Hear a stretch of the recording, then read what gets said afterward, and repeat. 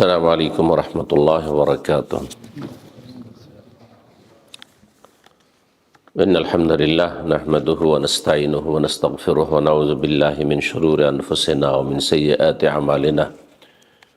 من يهده الله فلا مضل له ومن يضلل فلا هادي له وأشهد أن لا إله إلا الله وحده لا شريك له وأشهد أن محمدا عبده ورسوله صلى الله تعالى عليه وعلى آله وصحبه وسلم تسليما كثيرا. أما بعد، فقد قال الله تعالى في القرآن الكريم: ومن أحسن قولا ممن دعا إلى الله وعمل صالحا وقال إنني من المسلمين। সম্মানিত দিনী ভাতৃমণ্ডলী, মসজিদের ফজরের মুসল্লিগণ, দ্বীনের জ্ঞান অর্জনে আগ্রহী ভাই সকল, আল্লাহ রাব্বুল আলামিনের প্রশংসা এবং রাসূলুল্লাহ সাল্লাল্লাহু আলাইহি সাল্লামের উপর সালাতু সালামের পর আজ আমরা একটি গুরুত্বপূর্ণ বিষয় নিয়ে আমরা আলোচনা করব। সাধারণ আলোচনা নয়, বরং বিশেষ ধরনের আলোচনা। সেটি হচ্ছে যেটাকে কোর্স বলা হয় বা দৌরা। আর একটি গুরুত্বপূর্ণ বিষয় নিয়ে, তা হচ্ছে দাওয়া ইলাল্লাহ, আল্লাহর দিকে আহ্বান করা। দ্বীন ইসলামের নির্ভেজাল খালিস কোরআন সুন্নাহ ভিত্তিক দাওয়াত, এ সম্পর্কে বেশ কিছু দিক নিয়ে আমরা আলোচনা করব। আল্লাহ রাব্বুল আলামিন এর মাধ্যমে আমাদেরকে উপকারী জ্ঞান দান করেন। আল্লাহুম্মা ইন্না নাসআলুকা ইলমান নাফিআ, এবং ভালো আমলের তৌফিক দান করেন, এবং সেই পথে ইলম এবং আমলের পথে আহ্বান করার, দাওয়াত দেওয়ার তৌফিক দান করেন। সূরাতুল আসরের উপরে আমল করে আমাদেরকে সাকসেস হওয়ার তৌফিক দান করেন, সফলতা দান করেন, এবং সার্বিক ক্ষয়ক্ষতি থেকে ইন্নাল ইনসানা লাফি খুসর, আসল হচ্ছে অধিকাংশ মানুষ ক্ষতিগ্রস্ত। কিন্তু যাদের মধ্যে এই চারটি বৈশিষ্ট্য রয়েছে, ইল্লাল্লাযীনা আমানু ওয়া আমিলুস সালিহাত ওয়া তাওয়াসাউ বিল হাক্কি ওয়া তাওয়াসাউ বিস সবর। তাওয়াসি বিল হক, হক কথা, সত্য কথা একে অপরকে জানানো, উপদেশ দেওয়া, এটি হচ্ছে দাওয়া ইলাল্লাহ। এর অপর নাম হচ্ছে দাওয়াত। দ্বীনের দাওয়াত কোরআনের ভাষায় কয়েকটি শব্দ দিয়ে ব্যক্ত করা হয়েছে। সবগুলির সার কথা একই। একটি হচ্ছে দাওয়া ইলাল্লাহ, উদউ ইলা সাবিলি রাব্বিকা, আল্লাহর রাস্তার দিকে অথবা আল্লাহর দিকে। ওমান আহসানু কাওলাম মিম্মান দাআ ইলাল্লাহ, আল্লাহর দিকে যারা ডাকে, ওর চাইতে ভালো কথা পৃথিবীতে আর হইতে পারে না। সবচাইতে ভালো কথা আম্বিয়া এবং রসুলগণ বলেছেন। আম্বিয়া রসুলগণের পেশাই ছিল দাওয়া ইলাল্লাহ। সবচাইতে শরীফ, মর্যাদাবান পেশা, সবচাইতে বেশি সম্মানের পেশা দাওয়া ইলাল্লাহ। সেটা আপনি নিয়মিত করেন অথবা সাময়িক, আপনি কিছুটা সময় প্রতিদিন বা প্রতি সপ্তাহে কিছু সময় বের করে করেন। জরুরি নয় যে আপনাকে আমার মতো বা আমাদের মতো নিয়মিত দায়ী হইতে হবে যে দাওয়াত, হ্যাঁ প্রতিদিনের কাজই হচ্ছে দাওয়াত দেওয়া, জরুরি নয়। আপনার দিনের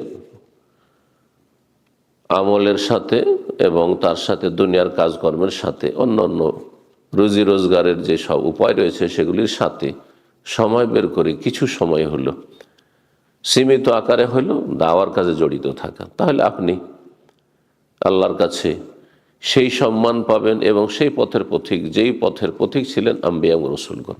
আল্লাহ যেন তৌফিক দান করেন।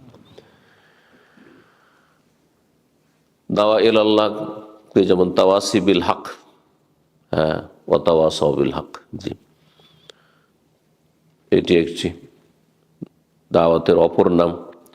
দাওয়াতের অপর নাম হচ্ছে আল আমরু বিল মারুফ ওয়া নাহিল মুনকার, ভালো কাজের উপদেশ দেওয়া, আদেশ দেওয়া, অন্যায় কাজে বাধা দেওয়া, এবং মানুষের শ্রেষ্ঠত্বের জন্য, বরং শেষ উম্মতের সবচেয়ে শ্রেষ্ঠ উম্মত হওয়ার জন্য শর্ত হচ্ছে তা'মুরুনা বিল মারুফ কুনতুম খায়রা উম্মাহ, তোমরা সবচেয়ে শ্রেষ্ঠ উম্মত, উখরিজাত লিন্নাস, মানুষের উপকারে তোমাদেরকে নিয়ে আসা হয়েছে, মানুষের উপকারে, তাহলে শুধু মুসলিমদের উপকারে নয়, নিজের ভাষাভাষীর উপকারে নয়, সারা বিশ্বের সমস্ত মানুষের উপকারের জন্য। উখরিজাত লিন্নাস, তোমাদের শ্রেষ্ঠত্ব কখন বহাল থাকবে? এই তিনটি বৈশিষ্ট্য যদি থাকে, তা আমরুনা বিল মারুফ ওয়া তানহাউনা আনিল মুনকার ওয়া তু'মিনুনা বিল্লাহ, ভালো কাজের উপদেশ দেবে, অন্যায় কাজে বাধা দেবে, আল্লাহর প্রতি ঈমানদার হবে। ঈমানের সাথে ভালো কথা বলা, ভালোর সংখ্যা বাড়ানো, সমাজে ভালো সংখ্যা বাড়ানোর চেষ্টা করবেন, আর মন্দ কাজকে কমাবার চেষ্টা করবেন এবং অন্যায়কারীদের সংখ্যা কমাবার চেষ্টা করবেন, তাদেরকে দুর্বল করার চেষ্টা করবেন, যাতে করে পাপিষ্ঠরা শক্তিশালী হয়ে না থাকে। জি, পাপ থাকবে, পাপী থাকবে, পৃথিবীতে সব যুগে ছিল, এমন কোনো যুগ ছিল যেখানে পাপী ছিল না আল্লাহর জমিন, কিন্তু তারা দুর্বল হয়ে থাকবে, কোণঠাসা হয়ে থাকবে, তারা যাতে করে পৃথিবীতে দাপট চালাতে না পারে। এটা হচ্ছে দাওয়া ইলা আল্লাহর উদ্দেশ্য।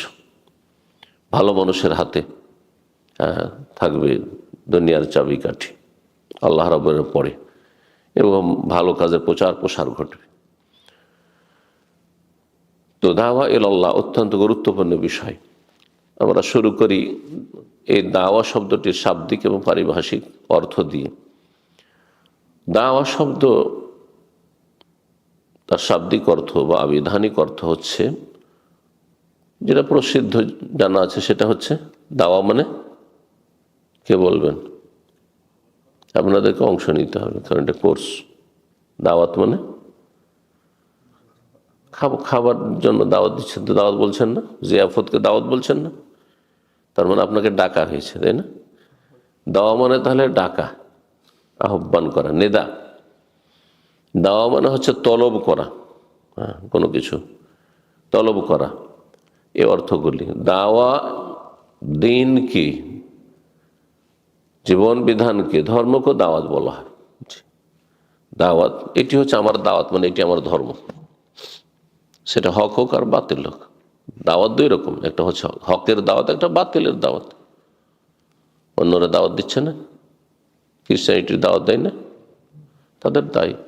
বেদাতিরা বেদাতের দাওয়াত দিচ্ছে না, শিরকারীরা শিরকের দাওয়াত দিচ্ছে না, বাতিলপন্থীরা বাতিলের দাওয়াত দিচ্ছে না, বিভিন্ন যারা ভ্রান্ত কুফরি মতবাদী বেশি, তারা তাদের মতবাদের দাওয়াত দিচ্ছে না, তারা নিজেদেরকে শক্তিশালী করার চেষ্টা করছে।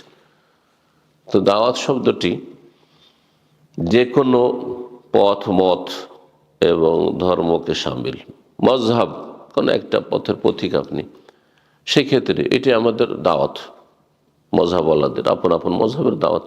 জি, দাওয়াতের আরেকটি অর্থ হয়, সেটা হচ্ছে বংশের সাথে সম্পৃক্ত হওয়া, বংশের সাথে সম্পৃক্ত হওয়া। এই জন্য হাদিসে রয়েছে, লান আল্লাহ মানিদ্দা ইলা গায়রি আবিহ, আল্লাহ লানত রয়েছে ওই সব লোকের ওপর যারা নিজের বাপের সাথে নিজেকে সম্পৃক্ত না করে অন্যের সাথে নিজেকে সম্পৃক্ত করে। বাপ হয়তো নগণ্য মানুষ, গরিব মানুষ, অশিক্ষিত, মূর্খ, চাষি, আর ছেলে হয়ে গেছে অনেক শিক্ষিত, লজ্জা লাগে এই বাপের পরিচয় দিতে, হীনমন্যতায় ভুগে, যার ফলে হয়তো এমন কোনো বড় প্রভাবশালী পয়সাওয়ালা নেতা তার সাথে নিজেকে সম্পৃক্ত করল। এটা তো হয়তো খুব সীমিত আকারে হয়, কিন্তু একটা ব্যাপক আকারে হয় বিদাতি সমাজে। এটা ভারত, বাংলাদেশ, পাকিস্তানে আছে। নিজেকে এমন বংশের সাথে সম্পৃক্ত করা যাতে করে সমাজে মর্যাদা বেড়ে যায়। বাংলাদেশের সমস্ত পীরগুলি আওলাদের রসুল, আওলাদের রসুল বলছে না, সব আওলাদের রসুল। আওলাদের রসুল মানে রসুলের বংশ, আলে বাইত আরব দেশে থাকেনি, সব ইন্ডিয়া, বাংলাদেশ, পাকিস্তান চলে গেছে। কে সিদ্দিকি, কে ফারুকি, কে আব্বাসি, বুঝতে পেরেছেন? কে আলীর বংশে, কে হাসানের বংশে, কে হুসাইনের বংশে, সব চলে গেছে ওই দেশে। আশ্চর্য। এরা হয়তো দুনিয়ার তুচ্ছ কিছু হাসিল করে নিচ্ছে এর মাধ্যমে, মানুষকে আকৃষ্ট করে মুরিদানদের সংখ্যা বাড়াচ্ছে, কিন্তু আল্লাহর লানত বর্ষণ হইতে সবসময় আছে। এখানে লান আল্লাহ, আল্লাহর লানত অভিসম্পাত রয়েছে আলা ওই সব ব্যক্তির ওপর, মানে মানে ইনতাসাবা, তো নাসাবের অর্থে এখানে ব্যবহার হয়েছে। যে ব্যক্তি নিজেকে মনসুব করবে, সম্পৃক্ত করবে এলা গাইরে আবিহি, নিজের বংশ ছাড়া অন্যের বংশের সাথে। আমি যদি নিজের প্রভাব বাড়ানোর জন্য আর নিজের ভক্ত সংখ্যা বাড়ার জন্য বলি যে আমি হচ্ছি সেই আপনার আবু বকর সিদ্দিকের বংশ, আমি হচ্ছে সেই আলীর বংশ, তো উসমানের বংশ, দুনিয়ার তুচ্ছ কিছু তো হাসিল হয়ে যাবে, কিন্তু আখেরাত থেকে বঞ্চিত হয়ে যেতে হবে, জাহান্নামের সম্মুখীন হইতে হবে। লানত কবিরা গুনাহ লানত হয়, সাগীরা গুনাহ কোনো লানত হয় না। যেখানে লানত হয়েছে আল্লাহর গজব হয়েছে সব পাপের ওপর, তার মানে ওগুলো কবিরা গুনাহ। এসব অর্থগুলি হয়ে থাকে, শাব্দিক অর্থ বললাম। শরীয়তের পরিভাষায় দাওয়া কাকে বলা হয়? তালাবুদ দুখুল ফিদ্দিন ওয়াল ইস্তিমসাক বিহি, হয় অমুসলিমদেরকে দিনে ইসলামে, দিনে প্রবেশের যদি দাওয়াতে হক হয়, তাহলে বাতিল তারা তাদের ধর্মে দীক্ষিত হওয়ার জন্য দাওয়াত দিচ্ছে। যারা বাতিলপন্থী বিদাতপন্থী তারা তাদের বেদাতে জড়িত হওয়ার জন্য দাওয়াত দিচ্ছে। রাফেজি শিয়াদের দাওয়াত যেমন, তাদের সংখ্যা বাড়ার জন্য, তাদের ধর্মে প্রবেশ করার জন্য দাওয়াত দিচ্ছে। তালাবুদ দুখুল ফিদ্দিন, তাহলে কোনো একটি ধর্মে জীবন বিধানে প্রবেশের জন্য দাওয়াত দেওয়া অন্যদেরকে যারা বাইরে আছে। আমরা যে দাওয়াত দিচ্ছি সালাফি দাওয়াত, কোরআন সুন্নাহর দাওয়াত, তার মানে দিন ইসলামে প্রবেশের দাওয়াত দিচ্ছি অমুসলিমদেরকে। এটা একটি, যেহেতু ওরা এখনো প্রবেশ করেনি, বাইরে আছে, মসজিদের বাইরে আছে, বলছি চলে আসেন, এরকম দিন ইসলামের বাইরে আছে। ওয়াল ইস্তিমসাক বিহি, অথবা দিন ইসলামকে আঁকড়ে ধরার জন্য দাওয়াত দিচ্ছি, দিন ইসলামকে শক্ত করে ধারণ করার জন্য দাওয়াত দিচ্ছি। এরা দুই ভাগে বিভক্ত। আর এখান থেকে আমরা একটা জিনিস বুঝতে পারবো যে দাওয়াতের ফিল্ড হচ্ছে তিনটি, দাওয়াতের ক্ষেত্র হচ্ছে তিনটি। দিনকে আঁকড়ে ধরার জন্য দাওয়াত দিচ্ছি মুসলিম সমাজের এক শ্রেণীর লোক যারা ফরজ অজেবে অবহেলা করে, আচ্ছা তো নামাজ পড়ে না, রমজান মাসে রোজা রাখে না, অথবা রাখছে কিছু রাখলো কিছু রাখলো না, এক কথায় ফরজ অজেব আদায় করে না, হারাম নাজায়েজে লিপ্ত, বিভিন্ন পাপে জড়িয়ে আছে, যেগুলোকে পাপ মনে করছে তারপরে পাপ করছে, যেগুলো পাপ এমনি সমাজের সামাজিক পাপ, বিভিন্ন রকম যে পাপগুলো রয়েছে ধর্মীয় পাপ, শুধু শিরক বেদাত ছাড়া সমস্ত পাপকে পাপীরা পাপ মনে করে, জানে যেগুলো গুনার কাজ। চোর চুরি করে, জিজ্ঞাসা করেন ভালো কাজ করছেন, খুব খারাপ কাজ করছি ভাই। ধূমপান করে, ওকেও যদি জিজ্ঞাসা করেন কি বলে, বদ অভ্যাস হয়ে গেছে, ছাড়তে পারছি না, তার অভ্যাসটা ভালো না সেটাও জানছে। একমাত্র ধর্মে রঙে রঞ্জিত পাপ, সেটা হচ্ছে শিরক আর বিদাত। শিরক বেদাতকে শিরক বেদাতকারীরা পাপ মনে করে না, সবচেয়ে বড় অপরাধ এগুলি, পাপ, আল্লাহর গজবের কারণ, আল্লাহর সন্তুষ্টির কারণ, কিন্তু সেগুলিকে নেকি অহম ইয়াহসাবুনা আন্নাহুম ইহসিনুনা সুন্নাহ, তাদের ধারণা যে তারা খুব ভালোই কাজ করছে, মাজারে সিজদা করছে, খুব ভালো কাজ করছে, মিলাদ করছে, খুব অনেক সবের কাজ, জান্নাত যাওয়ার কাজ করে, নবীর মহব্বতের বহিঃপ্রকাশ ইত্যাদি ইত্যাদি, নিয়ত পড়ছে, খুব ভালো কাজ করছে। তো দিনকে আঁকড়ে ধরার জন্য যারা মুসলিম সমাজে আছে কিন্তু ফরজ ওয়াজিব ঘাটতি করছে, বিভিন্ন হারামে জড়িয়ে আছে, এদেরকে বলছি যে দিনকে আপনার দিন যে ধরে আছেন বা দিন ধর্মে ইসলামে আছেন, নামকে অস্তে আছেন অথবা দুর্বল হয়ে আছেন, একটু মজবুত করে ধরেন। যারা শিরক বিদাত করছে, যাদের তৌহিদে ঘাটতি, যাদের সুন্নায় ঘাটতি, বিভিন্ন বিদাতের সাথে জড়িত, সুন্নাতকে উপেক্ষা করে সালাম ফেরার পর সম্মিলিত মনে হয়, অথবা সালাম ফেরার পর সুন্নত হচ্ছে আজকার পড়া, সালাম ফেরার পর কিছু লোক সাথে সাথে দিলেন টান, আজকারগুলি পড়লেন না, তাহলে এটা একটা দাওয়াত, সুন্নাতের দাওয়াত, যে এই সুন্নার কাজগুলি হচ্ছে আজকার, জিকির আজকার করুন, যদি আপনার তাড়া না থাকে, এমার্জেন্সি না থাকে, তারপরে যান। আপনি সাথে সাথে মোনাজাত ধরে এই সুন্নতের খেলাফ কাজ না করে সুন্নতি তরিকা আপনি আমলগুলি করুন, দোয়া করতে হবে, সেজদাই করুন, আপনি সালাম ফেরার আগে করুন, এটাও দাওয়াত। দাওয়াত যেমন আকিদাকে শামিল, তেমন ইবাদত বন্দিকেও শামিল, মানুষের আখলাক, চরিত্র, মামলাত, লেনদেন সবকে শামিল, কারণ ইসলাম সবগুলির না। তো দাওয়াতের ক্ষেত্র তাহলে কয়টি হলো? তিনটি। একটি হচ্ছে অমুসলিম, তাদেরকে দাওয়াত দেব। আর একটি হচ্ছে মুসলিম সমাজের যারা বিভিন্ন পাপে জড়িয়ে আছে, ফরজ ত্যাগ করছে, হারাম নাজায়েজে ডুবে আছে, হারাম খাচ্ছে, হারাম উপার্জন করছে, তাদেরকে দাওয়াত দেবে। বেদিন বেহায়া বেপর্দায় চলাফেরা করছে, তাদেরকে দাওয়াত। আর আরেকটি ক্ষেত্র, তৃতীয় ক্ষেত্র হচ্ছে যারা বিভিন্ন শিরক বেদাতে জড়িয়ে আছে কিন্তু তারা ধার্মিক, তাদের দাঁড়িয়ে আছে, তাদের ইসলামী ফেস আছে, তারা 5 ওয়াক্ত নামাজ পড়ে, তারা তাহাজ্জুদ পড়ে, সালাতুদ দুহা পড়ে, তারা অনেক সওয়াবের কাজ করে, নফল রোজাও রাখে, দান সাদকাও করে, অনেক কাজ করে, কিন্তু শিরক বেদাত মিশ্রিত ইসলাম পালন করে। এটা হচ্ছে তৃতীয় ক্ষেত্র দাওয়াতের। এই সবগুলি ক্ষেত্র সালাফি ওলামারা দাওয়াতের 3টি ক্ষেত্র বলছেন। কিন্তু যারা, যেহেতু আমাদের বিশেষ মজলিসের জন্য বিষয়টি স্পষ্ট করা উচিত, অনেক সময় আপনি এরকম লোকের সম্মুখীন হবেন জামাতি ইখওয়ানিদের, তারা বলবেন না তা মুসলিমদের আর কিসের দাওয়াত, দাওয়াত তো গায়ের মুসলিমের। আমাকে বলেছে এক যুগে, তাদের সাথে একসময় কথাবার্তা হয়তো, এলাকার মানুষ, আপনারা শুধু মুসলিমদের মধ্যে কাজ করছে, এটাকে দাওয়াত বলছে, এটা কিসের দাওয়াত হলো? মানে দাওয়াত মানে যারা ইসলামের গণ্ডির বাইরে আছে তাদেরকে ডাকলে দাওয়াত দেওয়া হবে। আর মুসলিম সমাজের থেকে তারা যে ইসলাম পালন করছে না, ফরজ ওয়াজিবের সাথে সম্পর্ক নেই, হারামে ডুবে আছে, শিরক বিদআতে লিপ্ত আছে, শিরক বিদআতকে আসল ধর্ম মনে করছে, তাদেরকে দাওয়াত দেওয়া বলছে না, এটা দাওয়াত নয়, এটা হচ্ছে ইসলাহর কাজ, ইসলাহী কাজ, সংশোধনমূলক কাজ না, এই পার্থক্য নেই।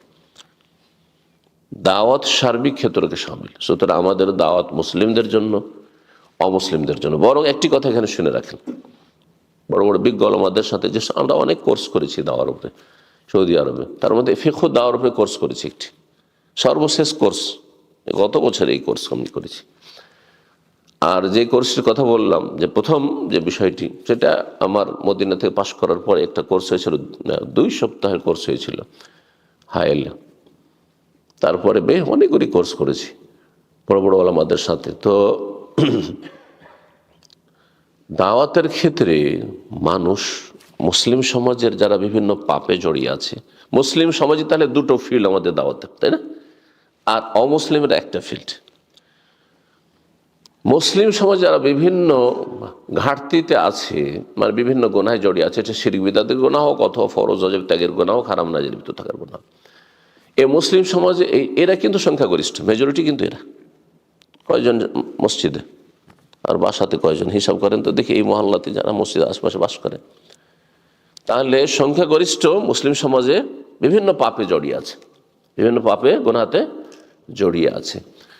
এদেরকে সংশোধন করে, এদেরকে ইসলামকে আঁকড়ে ধরার জন্য দাওয়াত দিয়ে এদেরকে রক্ষা করা, মানে এদেরকে খাঁটি মুসলিম বানিয়ে এদেরকে জান্নাতের সাথে নিয়ে যাওয়ার চেষ্টা করা, এটা হচ্ছে আমাদের ব্যবসার আসল পুঁজি। ব্যবসার আসল পুঁজি। ব্যবসার 2টো দিক আছে। আর অমুসলিমরা যদি 2-4টা আমরা নিয়ে আসতে পারি, বা বেশি, যত বেশি নিয়ে আসতে তত ভালো, সেটা হচ্ছে আমাদের লভ্যাংশ, সেটা হচ্ছে আমাদের লভ্যাংশ। একজন ভালো বিজনেসম্যান, আপনাদের অনেকে হয়তো ব্যবসা বিজনেস সম্পর্কে যথেষ্ট অভিজ্ঞতা রাখেন আমার চাইতে বেশি, সেই ব্যক্তি আগে তার আসল যে পুঁজিটা ইনভেস্ট করেছে সেটাকে সেভ করার চেষ্টা করে, নাকি লভ্যাংশ নিয়ে সে ফিকির করে? সেভ করার চেষ্টা করেছে। আমি ধরেন উদাহরণস্বরূপ, আমি 1 লক্ষ পাউন্ড এটা আমি ইনভেস্ট করেছি, এই টাকা যেন আগামী বছর যখন আমি ইনভেন্টরি করব বা যখন হিসাব করে অডিট করব, তখন যেন কমে না যায়। আসল পুঁজি বহাল, 1 বছর 2 বছর 5 বছর ব্যবসা করছেন, ধৈর্য ধরে ব্যবসা করছেন, এত ধৈর্যের প্রয়োজন। দেখছেন যে পুঁজি কমেনি, আমার 1 লাখ লাগিয়েছি আছে, তাহলে আপনি কিন্তু ব্যর্থ না, আপনি সফল, আপনার ব্যবসা, লস খাননি। এ কথা বলছেন না যে আমি লস খেয়ে গেছি, মার খেয়ে গেছি, আসল পুঁজি ঠিক আছে, রাসুল মাল এটা। আর যেটা লভ্যাংশ, লাভ হলো তো খুব ভালোই হলো, যে তাতে আমি 10,000 20,000 1 বছরে লাভ করেছি, 50,000 লাভ করেছি, যত লাভ করতে হবে তত ভালো। তো অমুসলিমদেরকে ইসলামের মধ্যে নিয়ে আসা, এটা হচ্ছে লভ্যাংশ, আর লাভের অংশ এটা। আর মুসলিম সমাজে যার বিভিন্ন পাপে জড়িয়ে আছে তাদেরকে খাঁটি মুসলিম বানানো, এটা হচ্ছে আমাদের রাসুল মাল, আসল পুঁজি আমাদের ব্যবসার। আল্লাহর সাথে ব্যবসা করছি। হাল আদুল্লাকুম আলা তিজার, আল্লাহকে ব্যবসা বলেছেন। তুনজিকুম মিন আযাবিন আলীম, তো এই ব্যবসা ঠিক ওই রকমই যেমন দুনিয়ার ব্যবসায়ীরা ব্যবসা করে, আর তাতে একটা লভ্যাংশ আছে আর একটা হচ্ছে আসল পুঁজি আছে। সুতরাং অমুসলিমদের দাওয়াতের চাইতে মুসলিমদের দাওয়াতের গুরুত্ব কম নয়, আরও বেশি রয়েছে। কারণ এরা যদি চোরও হয় তবু মাঝে মাঝে নিজেকে ধিক্কার দেয়, নফসে লওয়ামা, বিভিন্ন পাপ হারাম খায় তারপরে নিজেকে ধিক্কার দেয়। এই জন্য হারাম রোজগার দিয়েও আল্লাহকে সন্তুষ্ট করার জন্য, তওবা করার জন্য, গুনার বোঝা হালকা করার জন্য উমরাতে যাচ্ছে, দান সাদকা করছে, করছে না? কেন করছে? জি, এদের মধ্যে অনেক খায়ের আছে, বিভিন্ন পাপে জড়িয়ে আছে, কিন্তু অনেক কল্যাণ আছে এদের মধ্যে। যারা শিরক বিদআত করছে মুসলিম সমাজের, এর অনেক একটি ফরজ অজেব হয়তো তাদের ঘাটতি নেই, শুধু ঘাটতি কিসে? যেটা বুঝে না, অবুঝ ভুল ইসলাম বুঝে আছে, তাওহীদে ঘাটতি, সুন্নায় ঘাটতি, শিরক বিদআতে জড়িয়ে আছে। এরা আল্লাহকে ভালোবাসে, রসুল অনেক কোরআন সুন্নাহ অনুসারীর চাইতে বেশি, ভালোবাসার পদ্ধতি জানে না, কিন্তু অনেক কোরআন সুন্নাহ অনুসারীর চাইতে বেশি আল্লাহ এবং রসুলকে ভালোবাসে তারা। তাহলে এরাকে যদি ঠিক করে দেওয়া যায় তো এদের দ্বারা ইসলামের অনেক কাজ হবে। কিন্তু আপনি একটা অমুসলিমকে নিয়ে আসলেন, তারপরে তার অন্তরে ইসলাম কি গরজ ইসলাম কবুল করছে, তারপর অন্তরে সে ইসলাম বসলো কি বসলো না, কতটা বসলো, তারপরে সে দিন ইসলামের খেদমতে কিছু অবদান রাখার যোগ্যতা লাভ করলো কি করলো না, অনেক দূর আপনাকে তার জন্য অপেক্ষা করতে হবে। এই জন্য মুসলিম সমাজের সংস্কারমূলক কাজ, এই দাওয়াতকে এত হালকা বা তুচ্ছ মনে করলে হবে না, এটাকে অনেক বেশি গুরুত্ব দিতে হবে। আল্লাহ তৌফিক দান করুন।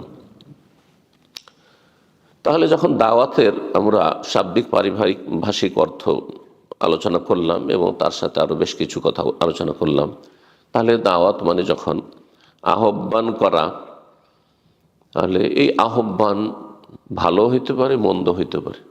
এই জন্য যারা ভালো পথে মানে ওহির পথে আহ্বান করে, কোরআন সুন্নাহর পথে আহ্বান করে, সাহাবায়ে কেরাম, তাবেইন, তাবা তাবেইনের যুগে যে খাঁটি ইসলাম ছিল সেদিকে আহ্বান করে, সে দাওয়াত হচ্ছে হকের দাওয়াত, হকের দাওয়াত, সেটা হচ্ছে দ্বীনুল হক। আর সেটি হচ্ছে দাওয়া ইলাল হুদা, দাওয়া ইলাল হুদা। যে ব্যক্তি এই পথে আহ্বান করে সেই ব্যক্তি দায়ী হুদা, দায়ী ইলাল হুদা বা দায়ী হুদা। আর যারা শিরকের পথে আহ্বান করে, বেদাতের পথে আহ্বান করে, কুফরির বিভিন্ন মতবাদ ইজমের দিকে আহ্বান করে, বিভিন্ন তরিকতের দিকে আহ্বান করে, তারা হচ্ছে দায়ী ইলাদ দলাল, দায়ী ইলাদ দলাল। দায়ী শব্দটি, দায়ী, আমরা বাংলা ভাষাতে দায়ী বুঝি, কিন্তু আরবরা কি বলে? দাইয়া। যারা নিয়মিত দাওয়াতি কাজ করে তাদেরকে কি বলে? আপনি মাঝে মধ্যে কখনো দাওয়াতি কাজে অংশ নেন, আপনাকে দাইয়া বলবে না, তাই মারবুতা, যেটা হা উচ্চারণে গিয়ে হা হয়ে যায়, সেটা দিয়ে বলবে না। কিন্তু যারা নিয়মিত দাওয়াতি কাজ করে, ধরেন আমরা নিয়মিত দাওয়াতি কাজ করি, তো আমাদেরকে বলে হাজা দাইয়া ইলাল্লাহ, দাইয়া। শেষখানে তা থাকলে সাধারণত যাদের অল্প আরবি ভাষা সম্পর্কে জ্ঞান আছে তারা মনে করে যে এটা তো স্ত্রীলিঙ্গ হয়ে গেল, তাই না, মুয়ান্নাস হয়ে গেল, বলো না?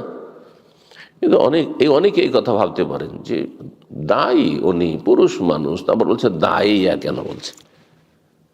কেন বলছে বলেন তো দেখি, আর জানা আছে সম্পর্কে? আরবিতে অর্থের ব্যাপকতা যাতে কোনো শব্দে আসে এই জন্য তাকে বলা হয় মোবালাগা। কি বলা হয়? মোবালাগার সেগা, ইসিম মোবালাগা। তো মোবালাগার সেগায় বিভিন্নভাবে হয়। যেমন আলেম, আলেম মানে জানছেন, আলেম মানে জ্ঞানী, তাই না? কোন একজন আলেমকে কি বলছেন? আলেম বলছেন। আবার আল্লামা বলছেন না, হজরতুল আল্লাম, বেদাতীরা বলছেন না? বা আল্লামা সালেহ আল ফৌজান, আল্লামা অমুক বলছেন না? মহাজ্ঞানী। আল্লাহ মানে কি হয়ে গেল? মহাজ্ঞানী। এই মহাজ্ঞানী কোত্থেকে আসলো? আলেম মানে জ্ঞানী আর আল্লাহ মানে মহাজ্ঞানী। ওই যে আল্লামা সেগাটি হচ্ছে ইসমে মোবালাগা, মানে অনেক ব্যাপক অর্থপূর্ণ হয়ে গেল, তখন অনেক বেশি অর্থ তাতে তখন চলে আসলো, এলমের অর্থ। ঠিক ওই রকমই দায়ী মানে আহ্বানকারী, আর দাইয়া মানে বিশিষ্ট দায়ী, বা যার কাজই হচ্ছে, পেশায় হচ্ছে দাওয়াত দেওয়া। এটাও একটি মোবালাগার সেগা। দায়ের বিভিন্ন আমরা কি বলছি, মোবালাগার বিভিন্ন সেগা আছে। জরুরি নয় যে তাতে তসদিদ দিয়ে আল্লামা হইতে হবে, জরুরি নয়। যেমন ফাআলার ওজনে হয়, ঠিক তেমনি ফাইলার ওজনও হয়ে থাকে। তাহলে দাইয়া যে বলা হয় সেটা পুরুষকেও বলা হয় কিসের জন্য? মোবালাগার অর্থ, তাতে অর্থের ব্যাপকতা নিয়ে আসার জন্য বলা হয়। মহিলা যদি কেউ দাওয়াতি কাজ করে তাহলে তাকেও দাইয়া বলা হয়। তখন বুঝতে পারবেন যে একজন মহিলা সম্পর্কে বলা হচ্ছে। তখন এটি হচ্ছে মুয়ান্নাসের তা, স্ত্রীলিঙ্গের তা। কিন্তু যখন একজন পুরুষ সম্পর্কে দাইয়া আল শাহির বা দাইয়া আল কবির, তো তাহলে সেটি হচ্ছে মোবালাগার জন্য তা।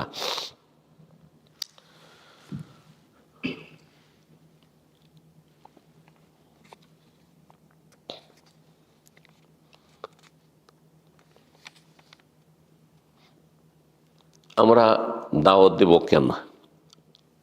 নন মুসলিমদেরকে দাওয়াত দেব, মুসলিমদেরকে দাওয়াত দেব কেন? দাওয়াত দেব যাতে করে অমুসলিমরা ইসলামের মধ্যে প্রবেশ করে, ইসলামের মধ্যে প্রবেশের মাধ্যমে আল্লাহ সন্তুষ্টি হাসিল করে এবং জান্নাতের পথের পথিক হয়ে যায়।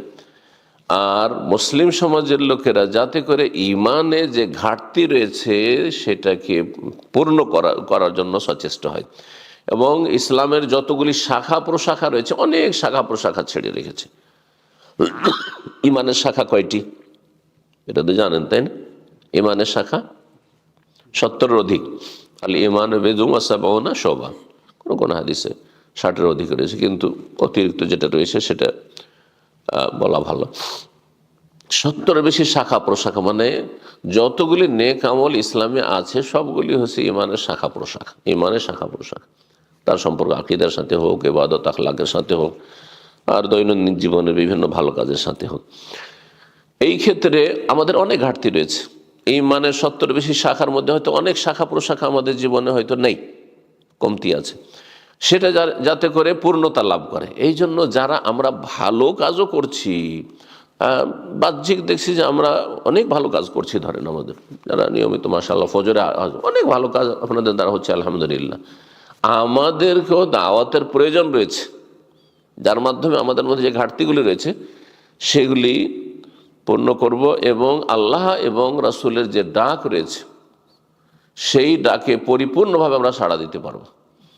সূরা আনফাল আয়াত 24 আল্লাহ বলছেন, ইয়া আইয়ুহাল্লাযীনা আমানুস্তাজিবু লিল্লাহি ওয়া লির-রাসূল, হে ঈমানদারগণ তোমরা আল্লাহর ডাকে সাড়া দাও এবং রাসূল সাল্লাল্লাহু আলাইহি ওয়াসাল্লামের ডাকে তোমরা সাড়া দাও। ইযা দাআকুম, যখন আল্লাহ তোমাদেরকে আহ্বান করবেন। জি, আল্লাহ আল্লাহু ইয়াদউ ইলা দারিস সালাম, আল্লাহ আহ্বান করছেন কোন দিকে? জান্নাত, দারুস সালাম, জান্নাতের দিকে আহ্বান করছেন। আর রাসূলুল্লাহ সাল্লাল্লাহু আলাইহি ওয়াসাল্লাম সারা জীবন ডাকতে থেকেছেন মানুষকে। জি, লেমা ইউহয়িকুম, যাতে করে তোমাদেরকে সত্যিকারের হায়াত দান করতে পারে। এ দাওয়া ইলাল্লাহর কাজে হায়াত রয়েছে, হায়াতুল কুলুব। মরা অন্তরগুলি জীবিত হবে। যেই অন্তরগুলি মরমর হয়ে গেছে, মুমূর্ষ হয়ে গেছে, দুর্বল হয়ে গেছে, সেই অন্তরগুলি, সেই হৃদয়গুলি সঞ্জীবিত হবে, সতেজ হবে, শক্তিশালী হবে।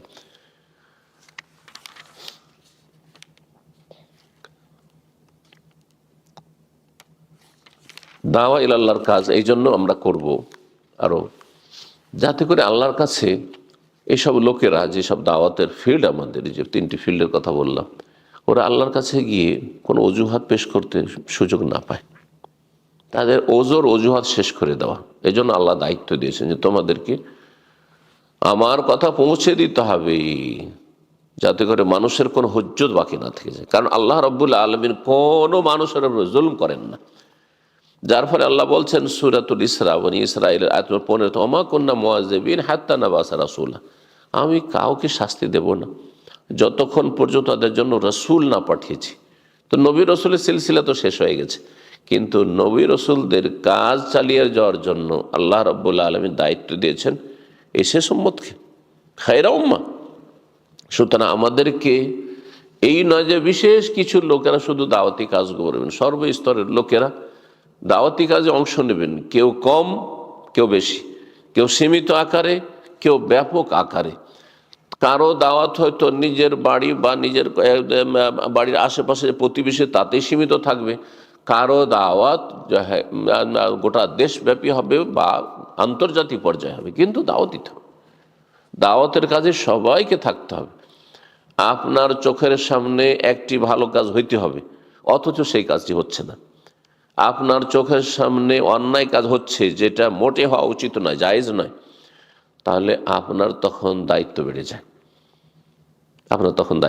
যায়, সে বিষয়গুলির দিকে ইনশাআল্লাহ তাআলা ধীরে ধীরে আসবো, যে দাওয়াত দেওয়া কখন ফারজে আইন আর কখন ফারজে কিফায়া, দাওয়াতের হুকুম কি। এই দাওয়াত যুগে যুগে দেওয়ার জন্য আল্লাহ বহু রসুলকে পাঠিয়েছেন। আল্লাহ সূরা নিসা 165 আয়াতে বলছে, রাসূলাম মুবাশশিরিন ওয়া মুনযিরিন, আমি বহু রসুল প্রেরণ করেছি যারা মানুষকে সুসংবাদ দিয়েছে, যদি তারা দাওয়াতে সাড়া দেয়, তাদেরকে আশ্বস্ত করেছে তোমাদের সুসংবাদ জান্নাতের, দুনিয়া আখিরাতের সম্মানের সুসংবাদ।